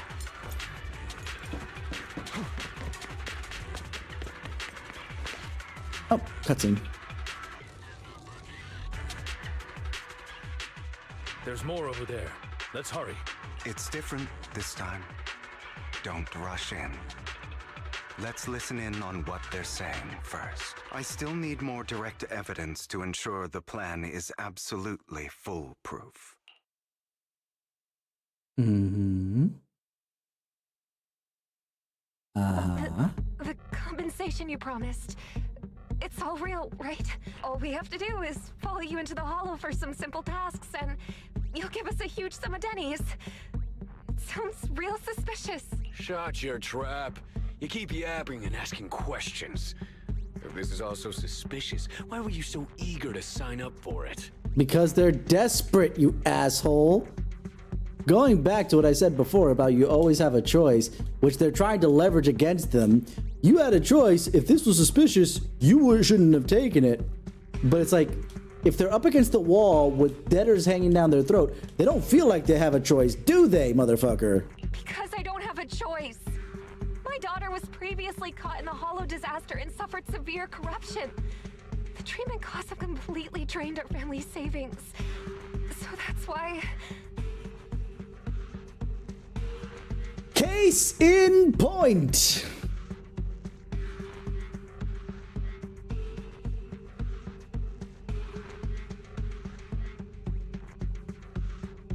Oh. I accidentally did it twice. Let's take one of those out, shall we?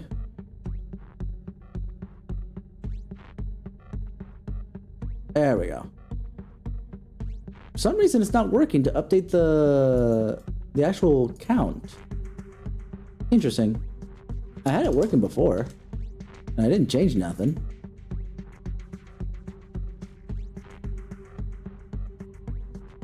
Actually, I have an idea. Hold on. It just occurred to me. There we go.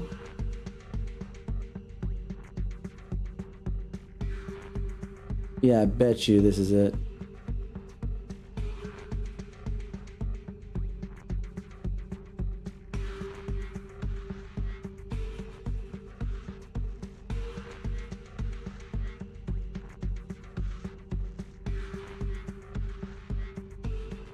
Oh, there's two in here. Here, hold on. Freeze. Move you.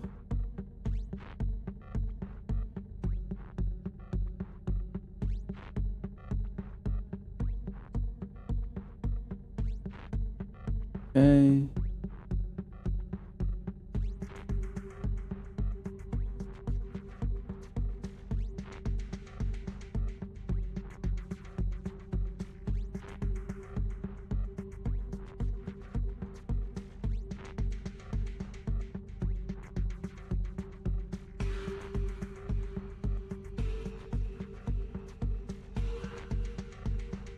There we go.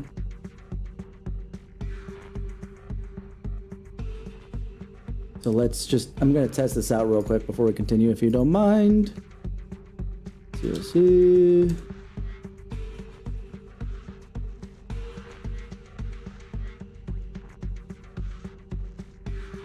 The heck?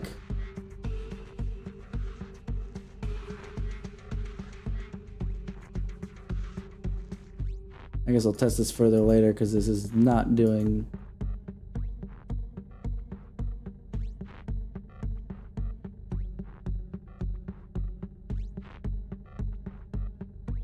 Oh, I know why. Because I just did the change for the plus, not the minus. Okay, that's fine. That's fine then, since we're trying to put this back up. Although I need to ensure that this works the way I intended to.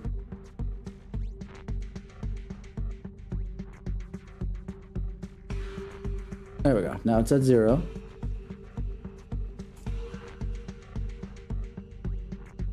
There we go. Now it's working. Okay. Okay. So I'll have to fix that up majorly later. Obviously, in the short term, it will not.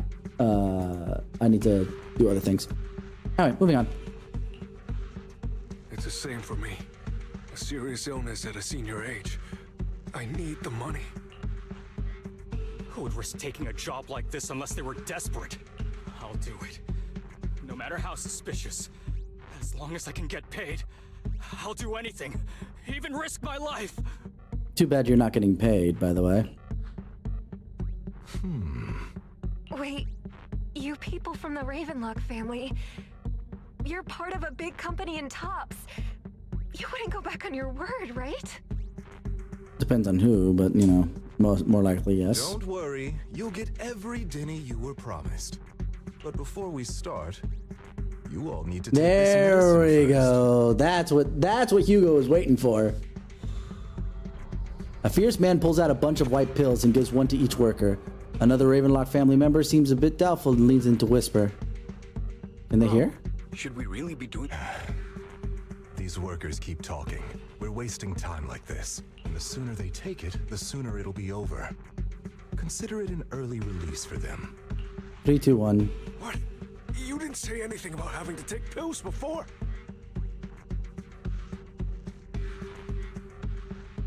Why is that all of a sudden changing things? Look, this is good stuff, all right? It'll increase your ether aptitude. There's tons of people who'd kill for something like this. Exactly. You'll be working in the Hollow for several hours. This is essential medication. You have to take it before we continue. If you refuse, then you can forget about the job. Of course, you won't receive the compensation either. Huh, how about that? No, it's almost like, you know, they you know. Lycon, what are you doing? Rescuing those workers, of course. There's clearly something off about those pills. We can't let them take them. Now is not the right time. As I said, we need more evidence to ensure the plan works. Did you tell Lycan about the plan? I'm pretty sure you didn't. I said many years ago, you can't exploit innocence to achieve your goal. So that's how you see it. If that's not what you want me to think, then explain everything to me.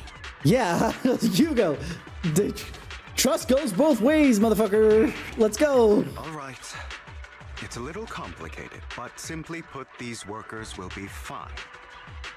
That doesn't explain jack. Of course, it's your choice to trust me or not.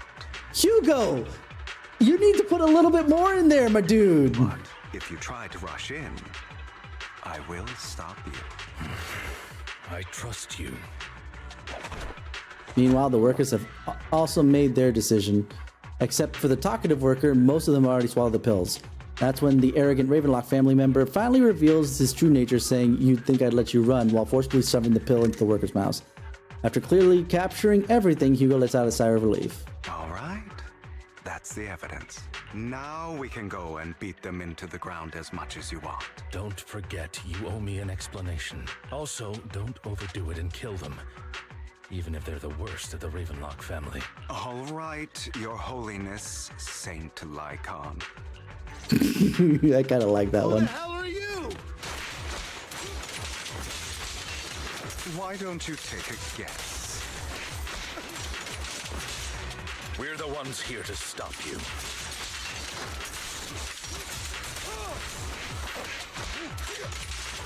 Can't remember the last time we worked this well as a team.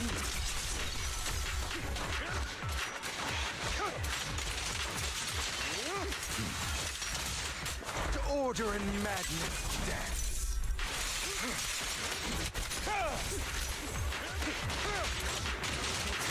Your legs, how are they feeling? I'm fine. Just kiss already. To be honest, I think I prefer the way you used to fight.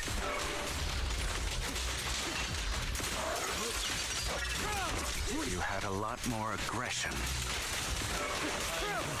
Allow me to I've merely learned to control my strength.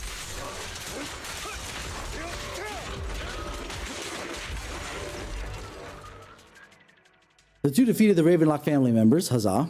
God damn it! Who the hell are you? How dare you mess with the Ravenlock family? Ravenlock. Savor the name while you can, for it will soon cease to exist. Ooh, that's a line though. What's that supposed to mean?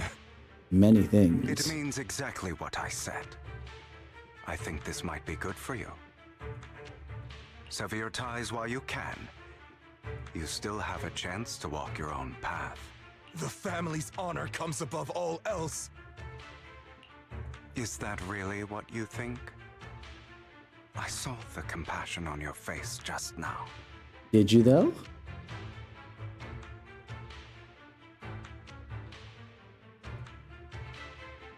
You're not from the main family, right?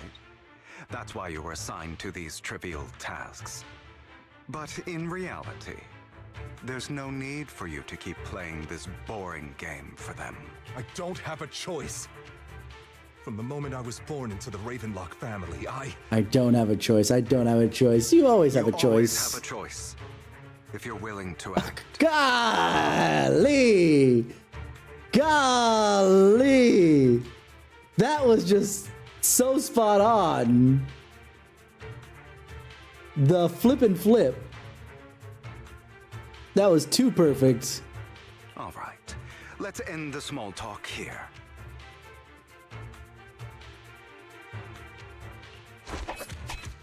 Yu delivers a swift chop to the back of the necks of the Ravenlock family members. Don't worry, Lycon. I didn't hit them too hard, just enough to keep them quiet. How's that? My acting's pretty good, right?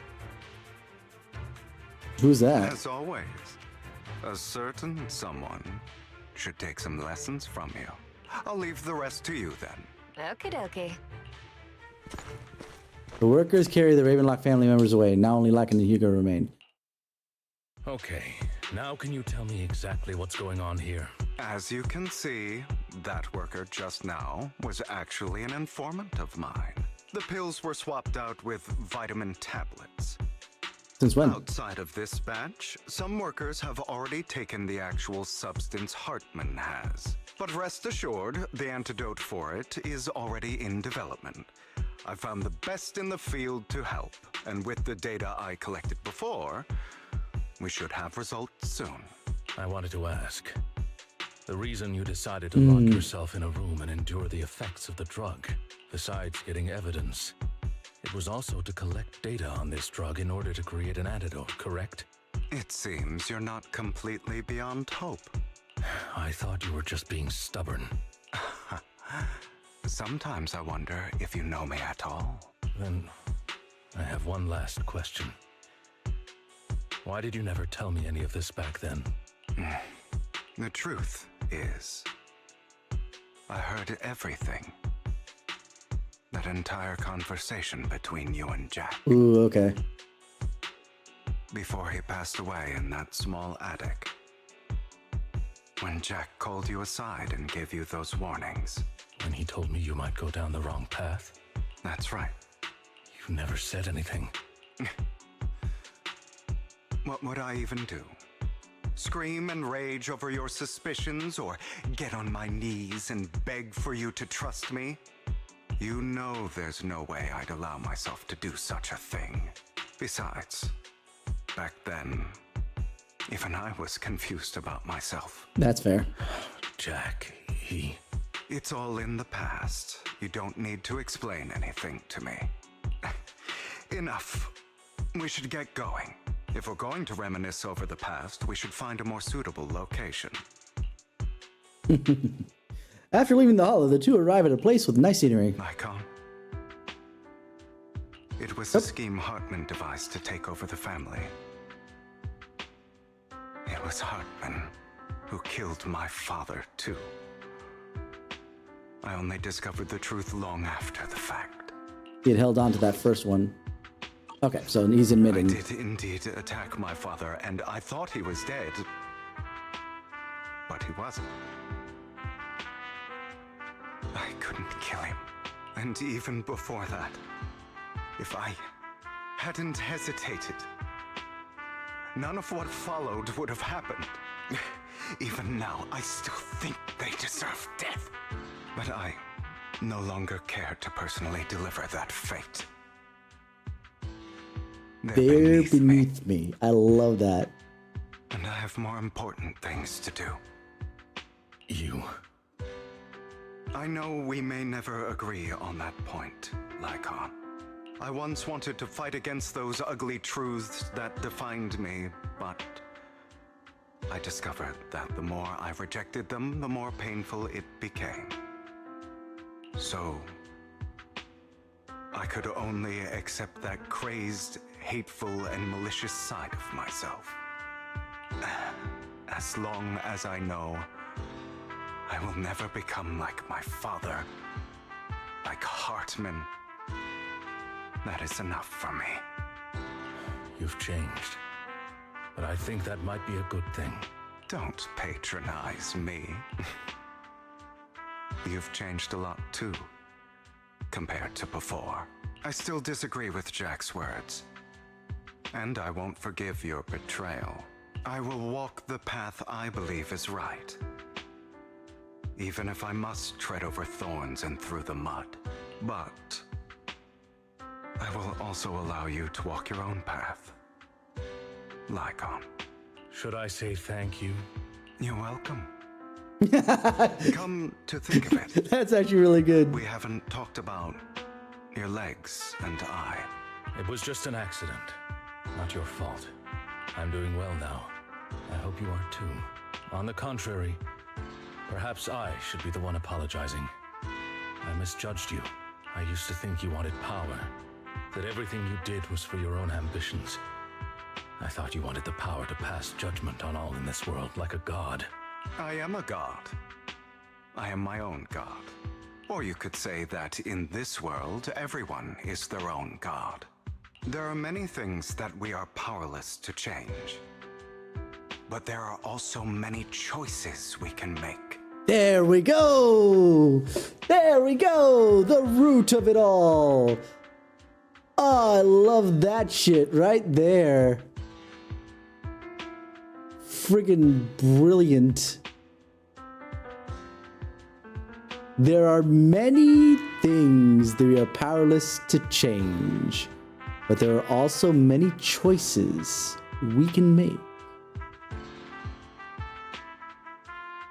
Abso-flippin'-lutely true on all ends.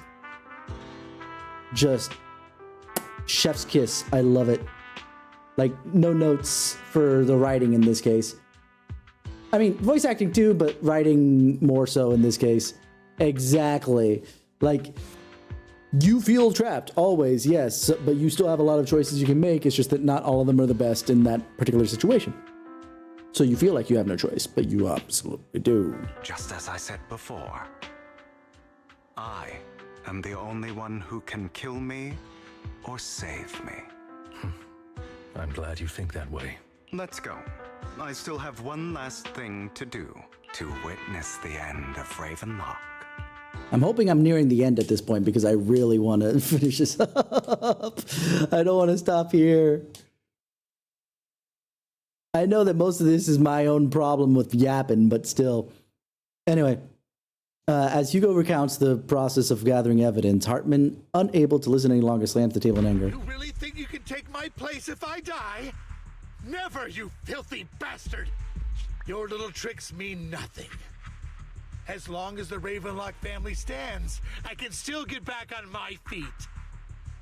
Okay, I think what it is I just don't like his voice. The acting is actually awesome from Hartman.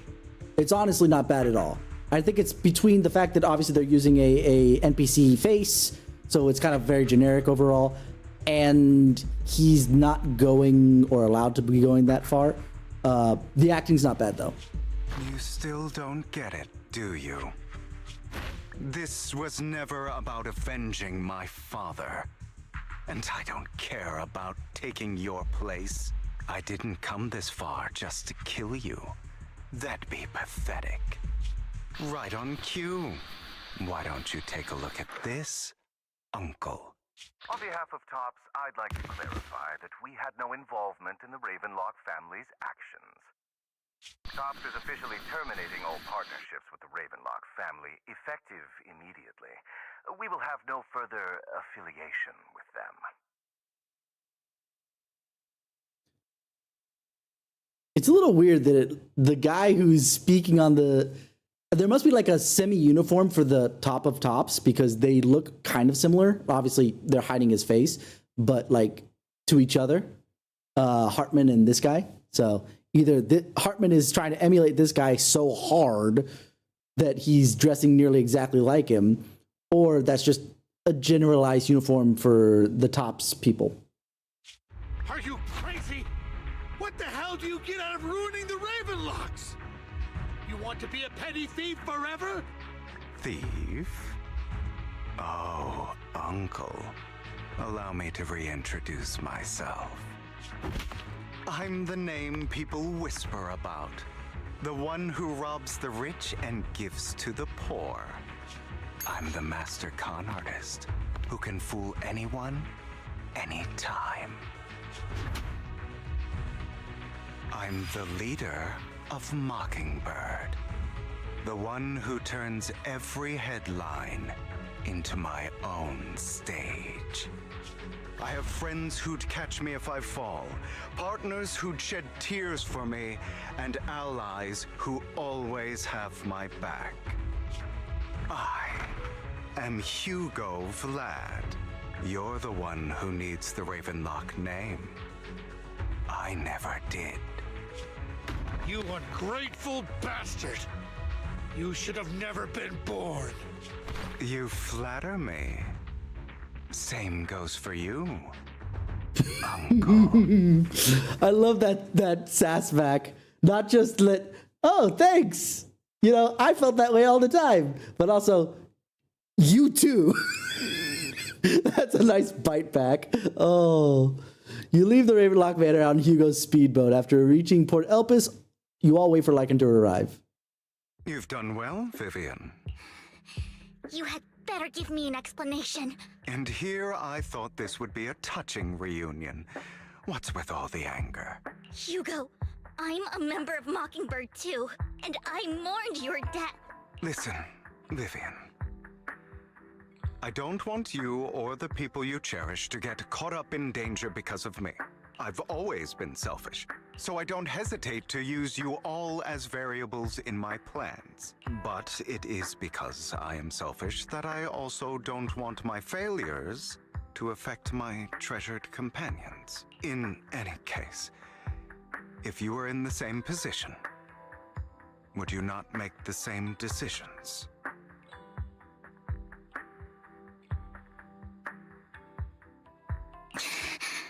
Lycon's taking care of everything outside. We should go.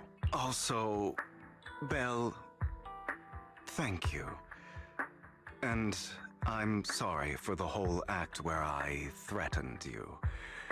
It was the only way for Hartman to drop his guard against you and leave you be. I, Hugo Vlad, am forever indebted to you. With Lycan's assistance, you successfully leave the Ravenlock family manor and return to the video store. Master Proxy, although it is late, there is some important intel that I must give you now. So, Lycon, you knew about Hugo's plan to fake his death? Call him out, Belle. Do it. Call him the fuck out. I was simply playing along. After all, I could not determine whether Hugo's plan would pose a threat to you. You are a student of the mayor's late friend, and I am obligated to protect you.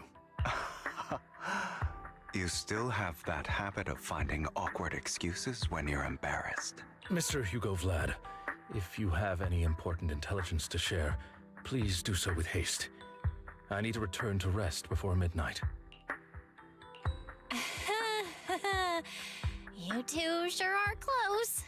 Now kiss. For the sake of a certain old fossil's sleep schedule, I'll keep it brief. I learned from Camille Aren't you that guys Dina both about the same intends age? to embed the sacrifice core into the sacrifice. Apparently, it will make the sacrifice much stronger. Sacrifices created this way will not retain their minds and will indiscriminately attack all living beings, including their creator. So the Exaltists don't do this. It would bring them no benefit. But Dina's concoction can control people's minds. Okay. If a person takes the pill and is injected with the serum Landon left behind, the sacrifice would be under its creator's control. Although the dormant sacrifice has been destroyed, Dina found a batch of that serum her father created and wants to create new sacrifices. Never mind the sacrifice. Hartman's sacrifice core is a fake. We don't know where the real one's gone. The real core has always been here. Here? In Lord Phaethon's video store? I have a feeling it's on your bow there, Vivian. Vivian, do you remember when I suggested you give that collectible to our never dear mind. Prox? I remember. But that was just an ordinary pendant. And I've met the person who submitted it. She has absolutely no connection to the Exaltists. How about our dear Proxy take out that pendant so we can take a look? After finding the pendant sent by Vivian, Hugo takes it and gently presses a hidden clasp. The pendant clicks open from the middle. Inside is the sacrifice core.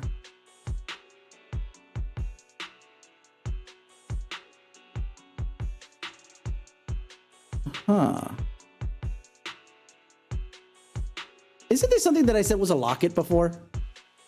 So I think I was still right. At least it was something.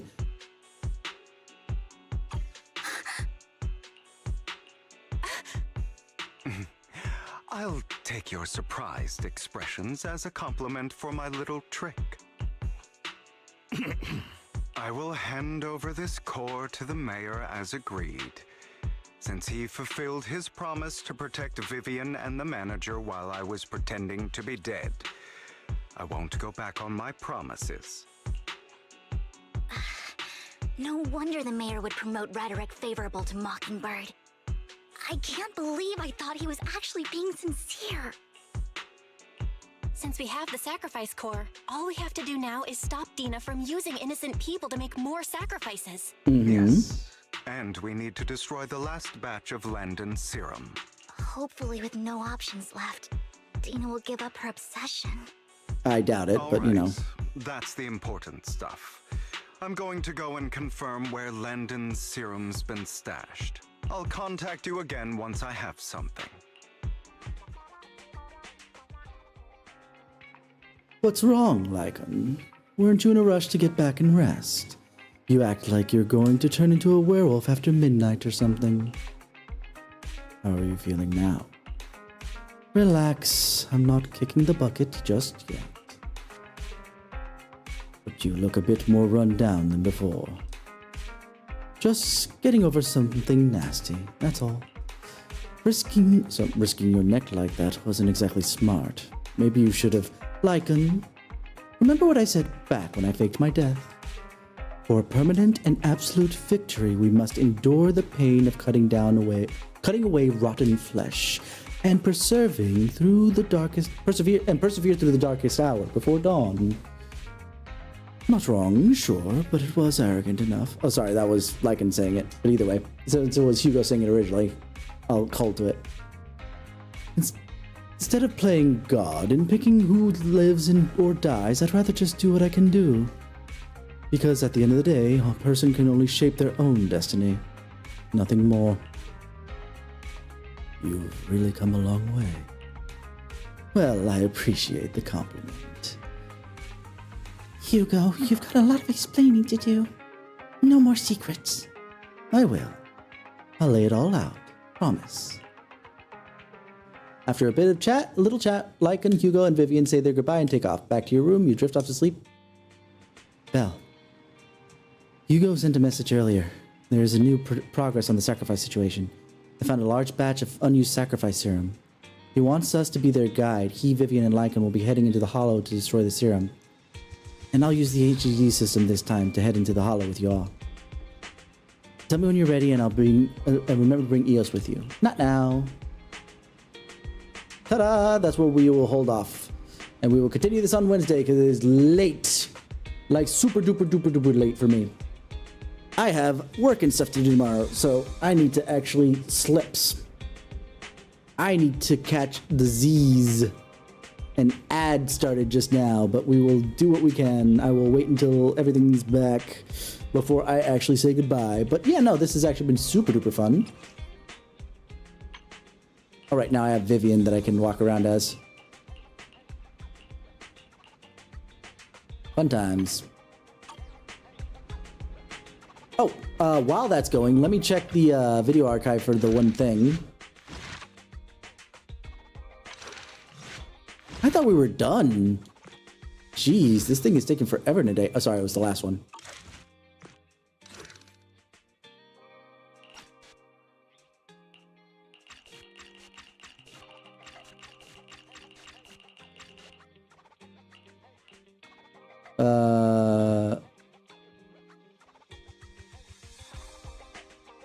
Follow Mockingbird?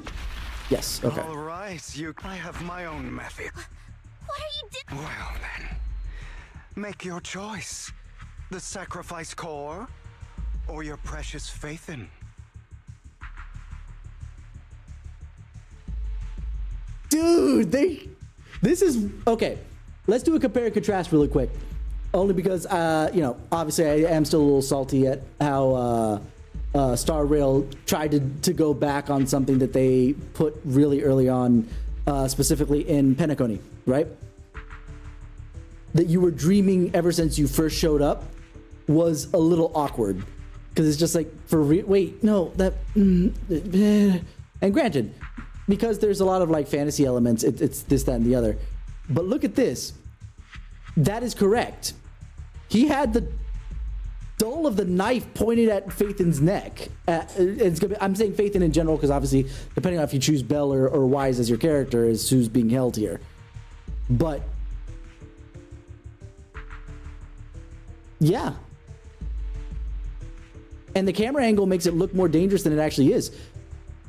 He would have to turn that blade around first or turn his wrist a little bit more to stab into the throat. He can't slice from that direction. That knife is, I won't say not a danger, but with Lycan on the scene, absolutely is not a danger, you know? Like, on its own. Like, if it was just like